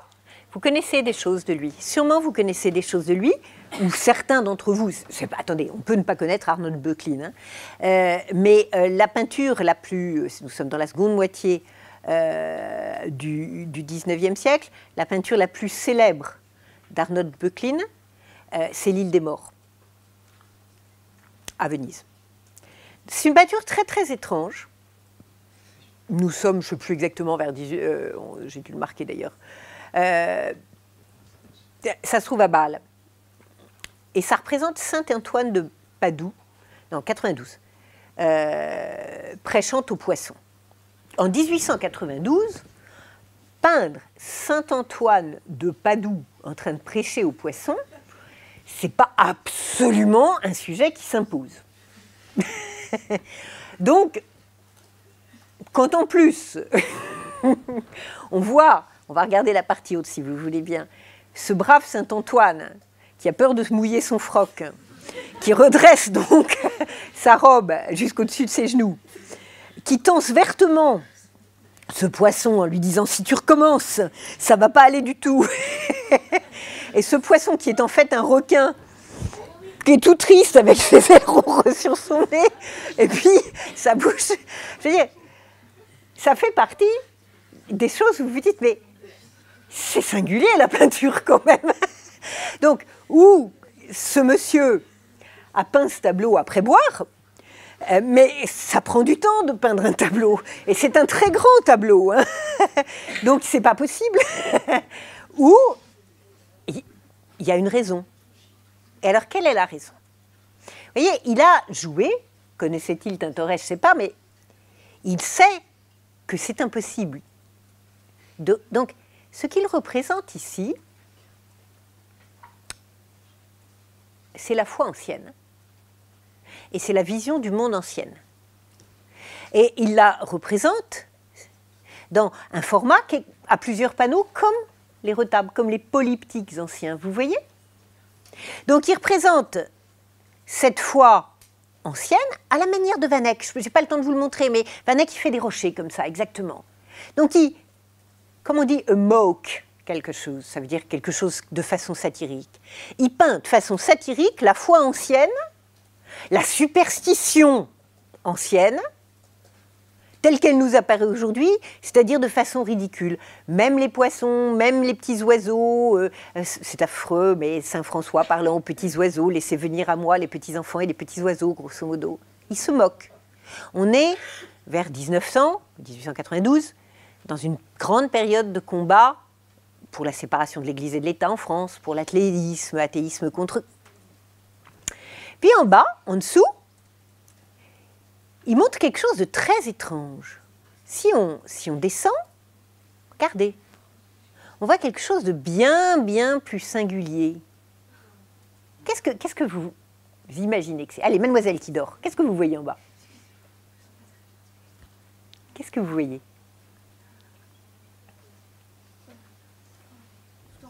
Ouais, on a encore un peu beaucoup de lumière, hein. Merci, parce que c'est difficile quand même de faire réfléchir sur des peintures si on ne les voit pas. Voilà. Oui? Qu'est-ce que ça serait, ce poisson-là? Oui, un espadon. Et ça, cette espèce de bestiole-là, qu'est-ce qu'elle fait, là? Ouais. Vous trouvez qu'elle est plus gentille en haut ou elle est plus gentille en bas? Moi, je préfère rencontrer le requin du haut que l'espèce de poisson du bas. Le poisson du bas, s'il existait vraiment, vous le verriez comment, mademoiselle? Mais si vous pouviez le voir, comment est-ce qu'on le voit? Là, est-ce qu'on le voit dessus? Oui? Et si on le voit de côté, même un peu de dessous, c'est très bien. Ça veut dire que vous le voyez dans quoi? Dans un aquarium. Böcklin, tu peux rallumer. Merci, excuse-moi. Böcklin, il a fait cela en revenant d'Italie, où il avait vu l'un des premiers aquariums, je ne sais plus, à Naples, où il avait vu l'aquarium de Naples, où il a passé des heures à faire des schémas, des dessins. Parce qu'il était, c'est incroyable, il était le premier peintre. Mais vous avez lu Jules Verne? Tiens, ce que j'aurais dû vous demander de lire, c'était Jules Verne et 20 milieux sous les mers. Pardon? Oui, 20 milieux sous les mers. J'ai complètement oublié la date de Jules Verne. On peut regarder sur Internet. Allez, qui est-ce qui regarde sur Internet? 83. Alors, on est 9 ans avant. Vous voyez? Si on regarde, même, je suis sûre que si on regarde les images de 20 milieux sous les mers, 70, bon. Enfin, c'est quand même la même époque. Regardez, si on regarde les images de 20 milieux sous les mers, au fond, regardez, même si ça c'est moderne, on a la même couleur bleu glauque. Vous voyez? Au fond, ce qu'il fait, c'est ça. Il adapte, le cinéma n'existe pas encore en 92, il va bientôt adapter. Il fait du cinémascope en couleur de 20 000 lieues sous les mers après avoir découvert l'aquarium. C'est le premier. Alors, évidemment, c'est une joke. C'est pas une joke, c'est pas juste une plaisanterie. C'est la science moderne des aquariums. Donc de la vie observée contre la superstition ancienne. Et on est en pleine époque de Darwin, l'évolution des espèces. C'est-à-dire de l'idée scientifique. Vous voyez comment la technologie, elle va, avec la technologie de l'aquarium, elle va aussi avec la technologie philosophique, si vous voulez. Pardon, excusez-moi, je suis fatiguée. Avec le changement des idées philosophiques. Ce qui se passe sous les mers intéresse les tenants de l'évolutionnisme, qui pensent que la vie a commencé dans l'eau, que les êtres premiers sont devenus amphibies, et que la vie sur Terre a suivi. Et ce que vous avez, au fond, c'est la mise en scène picturale de... Pourquoi il n'est pas redevenu à l'œil ? Ce qu'on appelle aujourd'hui le créationnisme contre l'évolutionnisme. Donc vous voyez, la peinture est aussi un médium moderne en fonction de son temps, c'est-à-dire qu'à travers les moyens technologiques, Van Eyck a évoqué l'envie des découvertes et avec les moyens technologiques de la vision, donc des aquariums en 1892 et en s'amusant aussi,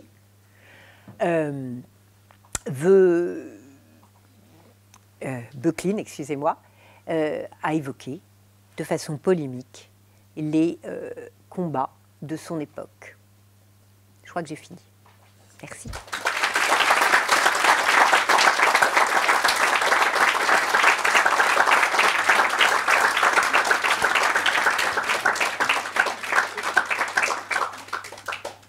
Donc, je m'appelle Charles et je partais du fait de l'observation qu'aujourd'hui l'histoire des arts est une discipline considérée encore comme vraiment marginale. Et là, j'ai été assez époustouflé par ce que vous nous avez justement donné à voir. Et je me demandais dans quelle perspective est-ce que vous inscriviez votre engagement dans la diffusion justement de l'histoire de l'art. Ça, c'est une question qui me fait plaisir. Parce que Dieu sait que j'ai... Ah là là, ça va être politique comme réponse, il faut que je trouve ma voie. Ben non, je ne trouverai pas ma voie politiquement. J'ai beaucoup milité et je suis beaucoup frustrée. C'est-à-dire que j'ai fait partie des premiers, il y a maintenant 10 ans, 12 ans, des premiers colloques, des premiers comités de réflexion sur l'introduction d'histoire des arts à l'époque. C'était pas désagréable, on a fait ça à Florence aussi. Donc. Ça, je ne regrette pas de regret. Mais enfin, on a fait ça à Paris aussi, c'était moins drôle.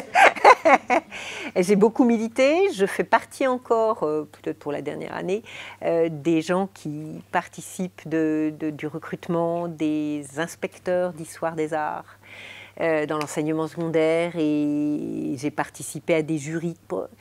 On a réussi quelque chose qui est l'introduction de l'histoire des arts à l'école.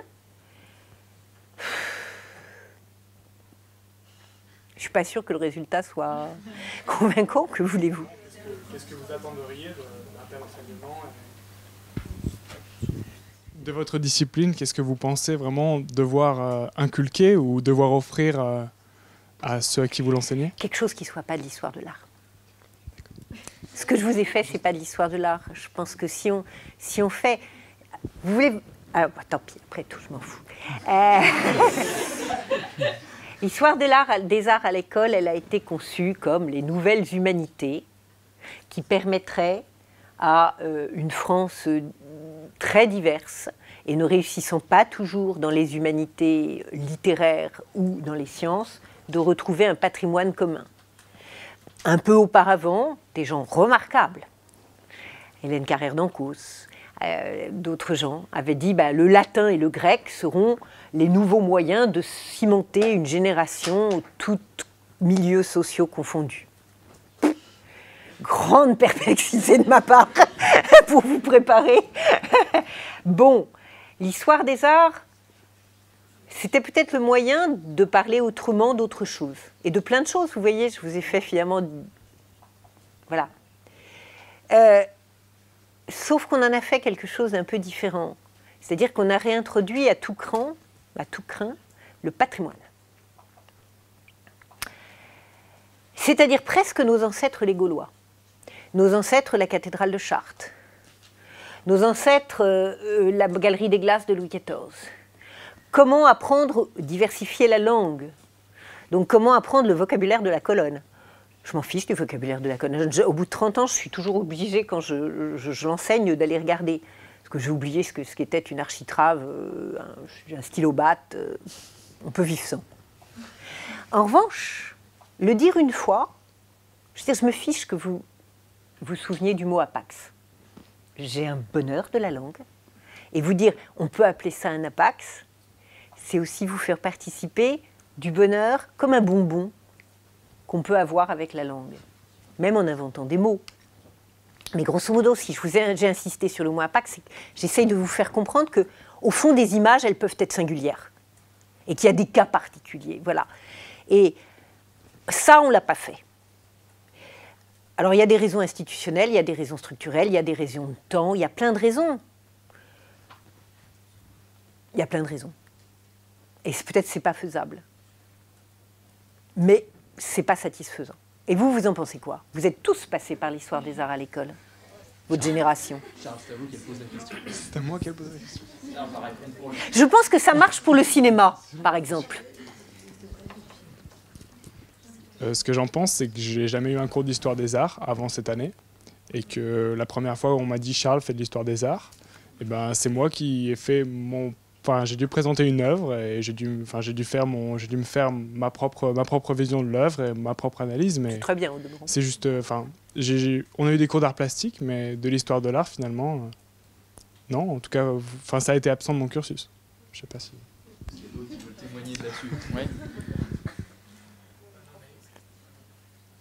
Bonjour, je m'appelle Claire. En fait, il y a l'épreuve du brevet d'histoire des arts qui va être supprimée l'an prochain. Qui va être supprimé l'an prochain? Oui, c'est supprimé l'an prochain. Mon petit frère, il n'est pas content parce qu'il voulait que ce soit supprimé pour lui, mais du coup, il est la dernière année à passer l'épreuve. Et en fait, mon petit frère, il m'explique... Enfin, moi, j'adorais l'histoire de l'art quand j'étais au collège, vraiment. Et lui, mon petit frère, il est totalement dégoûté. Alors, on n'a pas eu le même prof. Et il m'a expliqué que son professeur, il n'utilisait que des termes techniques et il utilisait que des vieilles peintures qui ne parlent pas aux jeunes parce que ce n'est pas c'est pas les sujets auxquels on va s'intéresser. Et en fait, je pense qu'il n'y a pas une bonne sensibilisation des jeunes à ce sujet. Enfin, on va pas utiliser les centres d'intérêt qu'on peut avoir vers 14-15 ans. Et je pense que c'est ça qui gêne, du coup. Vous voyez, je pense que... je crois que vous avez tout à fait raison. Alors, il y a une chose qui est que... On n'y peut rien. C'est la vocation des gens. Je veux dire, à partir du moment où il y a beaucoup d'élèves, il y a beaucoup de profs, et à partir du moment où il y a beaucoup de profs, ils n'ont pas tous eu la vocation. J'ai vraiment la vocation d'enseigner, j'adore ça. Il n'y a pas que ça, j'aime beaucoup écrire, mais je crois qu'il faut aimer ça, sinon ça ne marche pas. Donc vous avez des profs qui ont adoré ça, et j'ai entendu parfois des cours mais merveilleux, dans des lycées ou des collèges. Puis d'autres fois, je me suis dit, ça, vous n'y pouvez rien, il y a un facteur humain. Mais il y a eu un effet induit que j'avais personnellement pas du tout vu, qui est le respect. Il faut apprendre l'irrespect. Je veux dire, si vous ne considérez pas, quand je vous ai dit, attention, ils ont eu 15 ans, ils ont eu 20 ans, si vous considérez les morts comme des grands morts, vous les comprendrez jamais, et puis ça ne vous intéressera pas. Il ne faut pas respecter les gens qui ont fait des vieilles peintures, comme vous dites. Il faut essayer de trouver une interface. Nous sommes tous d'ailleurs, vous êtes des jeunes gens, je suis d'une moins jeune femme, mais de mon temps, ce qui m'intéresse, même quand j'adore Van Eyck, c'est mon temps. Et il faut, vous voyez, je n'ai pas arrêté d'essayer de faire, c'est pas juste de la démagogie, c'est pas de la démagogie. J'ai essayé de parler du sport, j'ai essayé de parler de choses d'aujourd'hui, de la Silicon Valley. J'ai essayé de vous montrer Van Eyck en sachant que Van Eyck, pour vous, c'était des vieilles lunes, mais que Van Eyck, au fond, c'était le même effort débordant pour savoir et comprendre le monde qu'aujourd'hui, quand on essaye d'envoyer quelque chose sur Mars, ou de comprendre les ondes gravitationnelles, si vous voulez. Bon, et comme c'est le patrimoine, ce que vous dites est très juste, Claire. C'est-à-dire qu'on utilise les mots qui anoblissent. Et les mots qui anoblissent sont des mots qui tuent. Mais c'est très difficile de faire passer ça. C'est très difficile de faire comprendre que l'irrespect est le respect suprême. C'est pas moi. Bonjour, donc moi c'est Noémie. Ouais, ça n'a aucun rapport avec la question précédente, mais c'est pour savoir la démarche, votre démarche quand vous écrivez un livre, par exemple, comment vous déterminez le sujet auquel vous y intéressez, comment formuler, comment vous organisez vos pensées, quelles œuvres vous choisissez, c'est un peu... Petite question facile.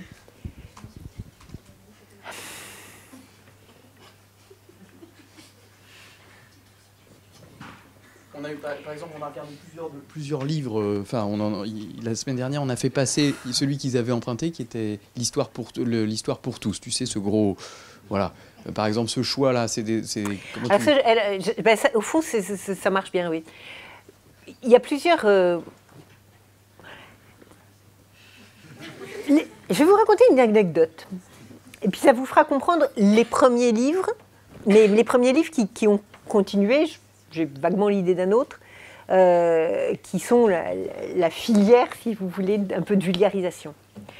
Mon premier poste d'enseignante, il était à Lille, Lille 3. J'enseignais à un amphithéâtre, j'étais jeune, j'avais 26 ans. C'était vraiment mon premier poste. Et j'enseignais à un amphithéâtre composé d'historiens de l'art deuxième année et de plasticiens, donc de gens qui voulaient devenir des artistes, ou des profs d'art plastique, deuxième année. Et j'étais agrégée d'histoire. Et je m'étais reconvertie vers l'histoire de l'art, mais c'était un peu frais. Et prudemment, j'avais pris, comme premier cours de ma vie, iconographie religieuse au XVIe siècle, l'exemple de la chapelle Sixtine. Waouh! Parce que ça, j'étais sûre. À l'agrégation, on avait fait des cours de théologie. Enfin, c'était la réforme.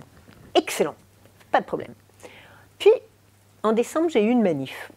C'est-à-dire que le dernier jour, avant les vacances de Noël, il y a la partie droite, les plasticiens, qui sont descendus en délégation, très courtoisement, je dois dire. L'un s'appelle Tristan Trumeau, il est devenu critique d'art, qui m'a dit, écoutez, madame, c'est très intéressant ce que vous nous dites, mais on s'en fiche, on peut le trouver dans les rues, dans les livres. Ce qu'on voudrait, c'est savoir comment c'est fait.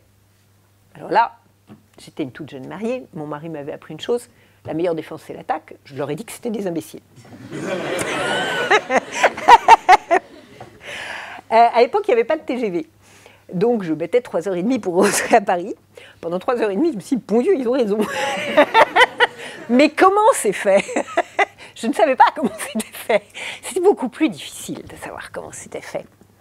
Dieu merci, c'était les vacances de Noël. Pire vacances de Noël de ma vie. Et ensuite, j'ai essayé péniblement de leur montrer comment c'était fait. Et j'ai plus eu de manif, du tout, de ma vie. Et puis, j'ai commencé à entrer dans des ateliers de peintres, des ateliers d'amis. Et de comprendre que non, ils n'avaient pas lu tous les manuels théologiques. Et que sûrement Michel-Ange n'avait pas lu les manuels. En revanche, ils écoutaient France Culture. Ils allaient voir Game of Thrones le soir. Et qu'il y avait tout un savoir qui rentrait, qui sortait, qui était compris, qui n'était pas compris. Ils étaient incroyablement plus cultivés que moi parce qu'ils écoutaient France Musique et France Culture toute la journée. Ils ont dedans les artistes. Mais en même temps, ils ne prenaient pas des notes de bas de page. Et je me suis dit, c'est ça qui m'a manqué. Et donc, c'est une manière de vous répondre. Comment lire la peinture? C'était le résultat de la manif des élèves de deuxième année d'art plastique. C'est-à-dire, oui, au fond, ce qui m'a manqué, ce que j'aurais aimé qu'on m'explique, ce qu'ils voulaient qu'on leur explique, et ce que j'ai progressivement, j'espère, appris à faire. Donc là, ça, c'est une manière, ça peut être un moteur, ce que vous découvrez. Ensuite, j'ai dit en rigolant, mais c'est vrai, qu'il y a plein de raisons quand vous faites un livre. Il y a des raisons personnelles, sûrement. J'ai beaucoup travaillé sur le corps. Je trouve que quand j'avais votre âge, je voulais faire médecine. Sauf que La physique, chimie, c'était pas terrible. Les mathématiques, c'était pire.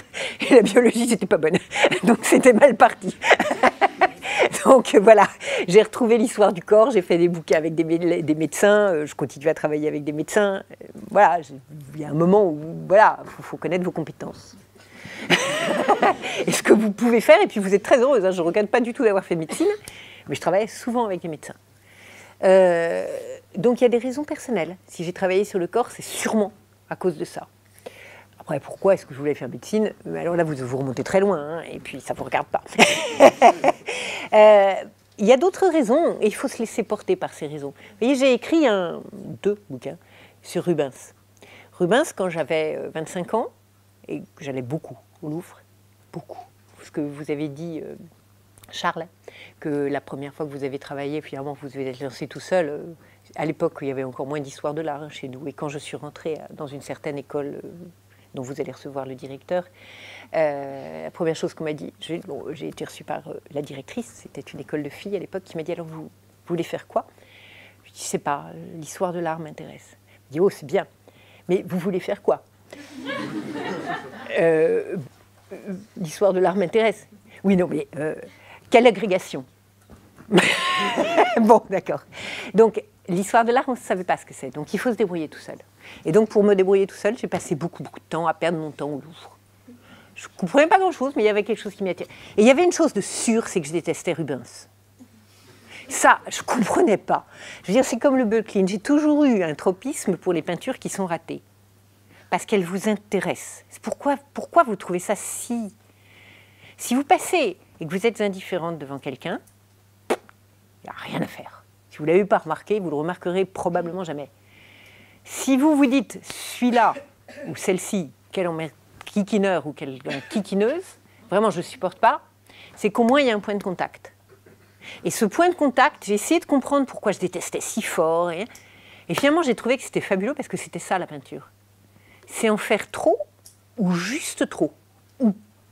C'est-à-dire aller jusqu'au point extrême de ce qu'on peut faire en peinture. Et j'ai écrit 2 bouquins sur Rubens. Mais ensuite, je me suis déshabillée de Rubens. Les intérêts, ils passent... Bon. Et après, le corps, plus pratiquement, m'a amené... Le corps, au Moyen-Âge, on pensait qu'il était fait d'éléments. L'eau, le feu, la terre et l'air. Qui déterminaient des humeurs. Et puis, si ce n'était pas très bien équilibré, on était malade. Les humeurs m'ont amené aux éléments. Les éléments m'ont amené à un bouquin qui s'appelle « Les 4 éléments ou l'invention de la nature ». J'ai quitté le corps pour aller vers les éléments. Et puis les éléments m'ont amené à regarder le ciel. Et puis je me suis intéressée aux oiseaux. Et du coup, comme l'eau m'a amené à regarder les poissons, j'ai bien constaté qu'il y avait un vrai problème. Et donc j'ai écrit ce bouquin qui va paraître en septembre, qui s'appelle Animaux secrets, animaux cachés, ménagerie et zoologie à la Renaissance, et qui paraîtra donc en septembre. Voilà. Je ne sais pas si j'ai répondu, j'ai essayé de répondre à une vaste question. Il faut se laisser porter. Il y a une chose dont je suis sûre, c'est que la vie, elle va être si difficile pour vous. Elle n'était déjà pas tant que ça. Vous êtes forcé à l'excellence. Vous y êtes contraint. On n'a qu'une vie, donc il ne faut pas la rater. Donc vous allez passer assez de temps à travailler pour ne pas, tous, pour que votre travail vous intéresse. Et pour ça, je suis convaincue qu'il faut être excellent, et l'excellence, elle se paye par la passion. Si vous faites quelque chose où vous n'êtes pas excellent, et si vous faites quelque chose qui ne vous passionne pas, vous ne serez pas excellent. Et donc, il faut avoir des passions et se laisser s'écouter et se laisser porter par ses passions. Il faut trouver l'interface avec vos passions. Bonjour, je m'appelle Pierre. Sur le site de l'ENS, on a vu que vous avez été auditionné par l'Assemblée nationale sur la question du voile. Oui. Et j'aimerais savoir qu'est-ce que vous avez pu dire et quel a été votre rôle dans cette audition. Tout petit rôle. D'abord, oui, c'est vrai, je l'ai marqué parce que ça m'avait flatté, sûrement. Ça m'avait intéressé Et si je dis ça m'avait flatté, ça m'avait fait plaisir, parce que ça voulait dire que, alors qu'on pourrait penser que l'histoire de l'art ne sert à rien, au fond, il y avait des gens qui pensaient que peut-être ça pourrait leur servir pour un sujet qui était essentiel. Donc oui, ça m'a fait plaisir, et si je l'ai marqué sur le site, c'est que pour moi, c'est pas une question de reconnaissance, c'est une question... J'ai eu la chance exceptionnelle de pouvoir être payée par l'État toute ma vie pour faire ce qui est mon bonheur. Parfois, j'en fais un peu trop et j'en ai marre. Mais grosso modo, c'est ça. Alors, pourquoi est-ce qu'ils m'ont auditionné ? Première chose, c'est que je n'ai pas compris. J'ai essayé quand même de comprendre. Je suis spécialiste donc si je suis spécialiste de quelque chose, de la Renaissance. Surtout à cette époque-là, je travaillais presque exclusivement sur le corps. Et à ce moment-là, je m'occupais d'un groupe, on était plusieurs, international, sur, c'est un mot horrible, la physiognomonie. Le gno, il est important, qui est grosso modo, pour aller vite, c'est le délit de sale gueule. C'est-à-dire que pendant tout le temps, pendant très longtemps, depuis l'Antiquité, on pense que le visage, mais c'est vrai que c'est très difficile de voir un visage et de ne pas se faire une idée de la personne. Ah, celui-là, il a une sale tête. Ah, celui-là, il a une tête sympathique. Tout le monde le fait. Bon, eh ben, il y a eu toutes sortes de théories, dont terriblement scientifiques, que quelqu'un m'a prêté l'autre jour, un carnet militaire pour reconnaître sur le visage l'aptitude au commandement. Ça date de 1920, vous vous rendez compte ? Un carnet militaire pour reconnaître... Bon. Et donc l'idée, c'est que le visage est dans la société occidentale depuis Platon, et sans discontinuer, quelque chose qui se lie dans le contact à l'autre comme le miroir des émotions et d'un caractère. C'est totalement consubstantiel à l'Occident, à notre mode d'appréhension de l'Occident. Grosso modo, j'avais dû dire des choses comme ça, et grosso modo, la question étant, est-ce qu'on autorise à masquer un visage ou pas à masquer un visage? C'est ce qu'on me demandait. Alors après, ce que je vous dis aujourd'hui, parce que ça m'a posé un problème, je le dirais beaucoup plus nettement et fortement aujourd'hui. Comme ça. Mais je peux le dire aujourd'hui devant vous, nettement et fortement, parce que je le pense très vivement. En revanche, il y a un point, je n'ai pas envie de dire chacun son job, mais le dire dans une arène qui devait réfléchir avec plein d'autres éléments, dont certains, je suis sûre de ce que j'ai dit, c'est-à-dire que notre société a une habitude culturelle de 2000 ans de décryptage du visage, donc il ne faut pas cacher le visage. En même temps, vous avez des situations où je peux trouver insupportable qu'une personne ne puisse pas entrer dans un lieu ou ne puisse pas sortir dans la rue parce qu'elle ne montre pas son visage. Je veux dire, il y a tellement de cas particuliers, de situations difficiles, que dire ça aussi fortement, et que ça soit une petite croix en plus du côté de « il faut donc voiler », il a interdire le voile, c'est autre chose. Donc, grosso modo, je n'étais pas du tout contente de mon audition. Parce que j'ai été mi-figue, mi-raisin. Et en même temps, je suppose que même si ma pensée est très claire, dans une arène politique, je ne serais pas aussi nette que je l'ai été devant vous, parce que je ne suis pas sûre qu'un historien, ou un historien de l'art, un historien du passé, qui comprend les raisons, soit une voix à écouter fortement. Vous me direz, il y avait d'autres voix. Mais si jamais j'avais trop d'influence, je sortais d'un domaine. Enfin, je ne sais pas si je suis claire, mais pour moi, ça posait un problème éthique, moral. J'ai répondu ? Claire. Donc, moi, je voulais revenir à votre conférence. Vous avez dit que les peintres avaient du mal à peindre dans le détail les oiseaux avec leurs mouvements, etc. Sauf que à la Renaissance, il y a le développement des cabinets de curiosité avec des animaux empaillés, etc. Et je pensais par exemple à Archimboldo qui faisait des peintures vraiment très précises au niveau des animaux. Et il y a aussi un tableau avec des poissons dedans et aussi un autre avec des oiseaux. Et donc, je me demandais pourquoi les autres peintres de la Renaissance n'avaient pas appliqué cela. cette observation. Votre remarque est excellente, mais regardez, en même temps, je ne suis pas tout à fait d'accord avec ce que vous dites. Je n'ai pas dit qu'on ne pouvait pas peindre les oiseaux. J'ai dit qu'on ne pouvait pas peindre, ou les poissons. J'ai dit qu'on ne pouvait pas peindre le mouvement des oiseaux et le mouvement des poissons. Si on prend les images de Giuseppe Arcimboldo, par exemple, regardez, ça, je crois que c'est ceux des poissons, justement. Donc, pour aller dans votre sens, hein. On va regarder cette image, si elle veut bien venir. Vous avez plein de poissons. Mais est-ce que ça vous dit quelque chose? Regardez ces traits. Est-ce que ça vous dit quelque chose sur le mouvement souple que font les poissons? Vous voyez?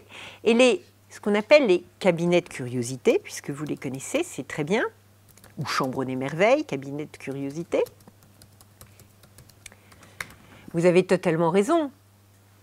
Les Kunst- und Wunderkammern, les chambres des merveilles. Regardez, là, vous avez plein, en effet, d'animaux empaillés. Vous avez même des squelettes aussi. Regardez, vous avez un oiseau au centre. Pour autant, est-ce que ça vous donne le mouvement dans l'air des poissons? Alors, ensuite, je sais que la Renaissance, pour vous, c'est un Pâques. Mais des choses comme ça date de, j'ai oublié exactement la date, mais on est plutôt près de 1600 que plutôt près de 1400. Donc ça veut dire 200 ans, c'est beaucoup, hein, c'est ce qui nous sépare de Napoléon. Donc c'est pas un Pâques. Et enfin, pour ne pas aller... Le premier qui a vraiment essayé de comprendre, vers 1500, vers 1500, le vol des oiseaux, parce qu'il voulait le comprendre parce qu'il voulait voler lui-même. C'est Léonard de Vinci.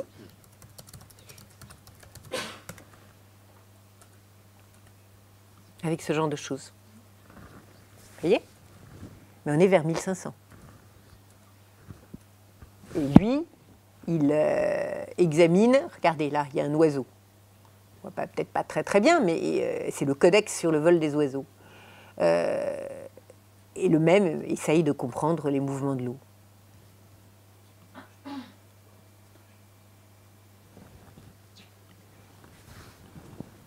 Et ça, c'est des petites notes. Il essaye de comprendre comment ça se bat, comment les oiseaux battent des ailes. Je m'appelle Clémence. Hein. Oui. Alors déjà, je vous remercie de la qualité de votre présentation. Merci. C'est vrai que j'ai pas énormément cette sensibilité en art parce que je suis plus orientée vers les sciences. Mais à côté de ça, j'aime beaucoup être dans les musées. Et en fait, pour vous avouer, je suis un petit peu frustrée de votre présentation parce que j'ai l'impression qu'en fait, je vois plus les tableaux. Parce que je me dis que les artistes ont mis tellement de détails et qu'on n'est plus capable de les voir, en fait, à part avec des loupes numériques. Et je trouve ça dommage. Et je me dis qu'en fait, je vois pas...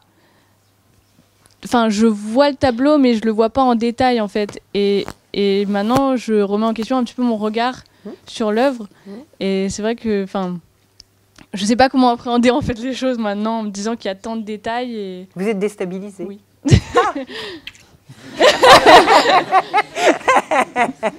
Merci. C'est juste ce que je voulais. Je crois qu'il faut réapprendre à voir. Bonjour. Ma question, vous y en avez déjà un peu parlé pendant votre conférence en fait, mais comme de nos jours l'image nous environne et on est bombardé d'images même pour dire le mot.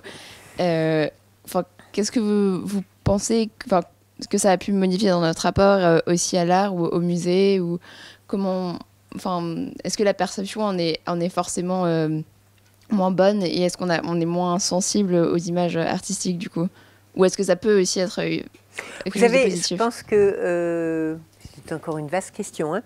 Pour aller vite, on a un rapport au temps, dont le rapport au temps de regard sur l'image, qui est fondamentalement différent, parce qu'il y a eu un temps où les images étaient rares et où les seules images disponibles étaient immobiles, donc il fallait leur faire rendre l'âme, rendre gorge, les regarder très longtemps et qu'elles aient beaucoup de détails, alors qu'aujourd'hui on va vite et on regarde des images qui sont faites pour aller vite, puisque ce sont les images des films, Donc notre regard est différent et il faut récupérer une certaine aptitude, un certain mécanisme différent du regard pour regarder d'autres régimes d'images. Et puis, je ne suis pas en train de vous dire de casser les musées. J'aime les musées.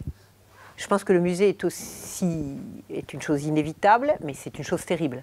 C'est un mouroir à œuvre. Et les autres époques avaient un irrespect du passé beaucoup plus considérable que le nôtre. Le passé ne nous intéresse plus fondamentalement, mais nous le respectons et nous allons le voir. Haussmann a rasé la moitié de Paris, parce qu'il trouvait que c'était des vieilles choses. Donc il faut relativiser, hein, c'était pas mieux avant, en fait. Oui, bonsoir. Donc je m'appelle Nicolas. Et moi j'aurais plus une question à propos justement, on a un peu évoqué la question à propos de l'éducation. Mais par exemple, moi je sais que je fais partie des gens, l'art à qui ça ne parle pas. Ça veut dire que quand je vois des gens qui s'extasient devant une œuvre comme la Joconde ou autre, moi je trouve juste un portrait d'une femme qui m'intéresse pas plus que ça. Et j'aimerais savoir qu'est-ce que comprendre l'art et comment essayer de le comprendre pour intéresser les gens. Enfin, c'est vraiment... C'est un petit peu ce que j'essaie de faire. Et quand je vous ai dit que j'avais écrit sur Rubens parce que je détestais Rubens, j'adorerais que vous écriviez sur la Joconde parce qu'elle ne vous parle pas. Non, mais je veux dire, c'est ça l'idée. C'est que si ça passe pas, parfois c'est intéressant. Je veux dire, j'ai essayé de comprendre des équations, ça passait pas, c'est pas passé. Il y a un point depuis tout à l'heure qui me semble un peu affleuré, c'est aussi la question du chef-d'œuvre et du poids du chef-d'œuvre, c'est-à-dire le fait du chef-d'œuvre qui éloigne. Voilà, qui éloigne. C'est-à-dire que la Joconde, et ce que tu as dit sur Rubens me semble intéressant pour ça. C'est-à-dire que si tu t'es posé la question, c'est aussi parce que tu étais environné de gens qui disaient que Rubens, c'était l'alpha et l'oméga d'une peinture. Et inversement, quand tu dis que tu t'intéresses aussi aux choses ratées, c'est peut-être une manière de dire que l'histoire de l'art, c'est justement pas seulement l'histoire des chefs-d'œuvre, mais aussi l'histoire de tout ce qui est à côté et qui n'a pas été identifié par une histoire, une société, une culture comme un chef-d'œuvre. Non, enfin, Si, absolument. Et pour aller dans ton sens et pour peut-être finir sur la Joconde, Nicolas, non, mais je vais même vous dire une chose, une aventure avec la Joconde, mes aventures avec la Joconde. J'en ai peu, mais la Joconde, oui.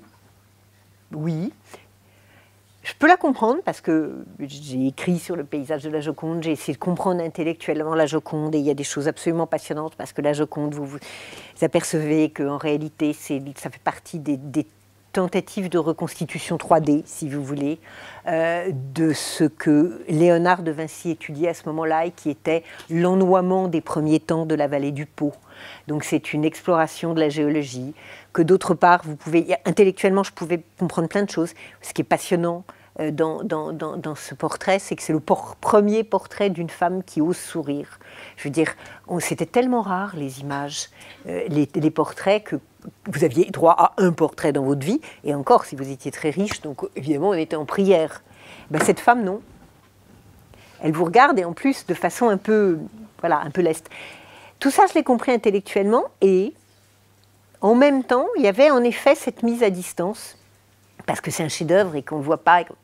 Et puis j'ai eu le grand bonheur, en octobre ou novembre, d'être invitée au musée du Louvre, une fois par an, parfois 2 fois par an, ça dépend. Figurez-vous qu'on sort la Joconde de son écrin. On la sort. Et alors c'est toute une histoire, parce que ce que vous voyez, c'est une barrière, 3 verres et une table. Mais sous la table, c'est un appareil électronique absolument insensé. Et derrière la Joconde, ce sont 3 panneaux de bois qui ont des chevilles de bois elles-mêmes, et c'est bardé d'une grille avec des capteurs. C'est un truc électronique absolument insensé. Et 1 à 2 fois par an, il y a des Américains qui viennent, des Japonais. Elle est sous contrôle. C'est fou. Je veux dire, on comprend qu'elle soit morte pour nous, parce que c'est juste une sorte de mythe. Je veux dire, c'est un objet, il n'y a aucun autre objet qui ait droit à tant d'attention. D'abord, on vérifie que les capteurs fonctionnent, et puis on vérifie que il y a une fissure, figurez-vous, dans un morceau de bois. Et la fissure, elle s'arrête juste aux cheveux. Elle est toute petite, hein, mais en effet, on la voit. Et alors, le problème, c'est que si elle grandit, elle va arriver en plein milieu du visage. Alors là, c'est très, très ennuyeux. Donc, il ne faut pas qu'elle bouge, la fissure. Et chaque année, on la mesure au micron près. Bon. Et donc, j'ai eu droit d'être invitée à cela. Et même, on m'a fait le grand bonheur quand elle a été nue, c'est-à-dire déshabillée de cette barre. On m'a fait le grand honneur de me l'amener vers une fenêtre et de me proposer même de contribuer à l'amener. C'est-à-dire, j'étais pas toute seule, parce que si jamais je tombe, j'avais des gants et j'avais le droit de poser ma main en dessous et ma main là, et il y avait un autre monsieur qui tenait là et là. Il y avait un monsieur en avant pour si on tombait tous les deux, parce que c'était bon. Sauf que, eh ben, elle m'a émue, cette dame. Elle m'a émue parce que c'était pas grand-chose. Je veux dire, c'est rien que 3 planches qui sont associées avec un peu de peinture dessus. Et ça devenait juste une peinture. Et pour une fois, pour cette fois-ci, vous voyez, je suis comme vous, mauvais rien, jamais vraiment. Intellectuellement, je la comprenais, peut-être pas sensiblement. Ben oui, je me suis dit, mais quand on l'a mise devant la fenêtre, quand même, elle est belle. Je ne l'avais jamais compris. Et vous voyez, merci, parce que c'est exactement ça. C'est cet éloignement qui fait que, et c'est pas seulement l'éloignement des 3 vers de la Joconde, c'est le musée, je vous ai dit, c'est un mouroir, pas un miroir, un mouroir. Ça n'a jamais été fait pour ça, la peinture. Ça n'a jamais été fait pour un musée. Ça a été fait pour être pendu au-dessus de votre lit. Ça a été fait pour une église. Ça a été fait pour plein de choses, mais pas pour le musée. Et puis on arrête là peut-être, parce que sinon ça s'ouvrira.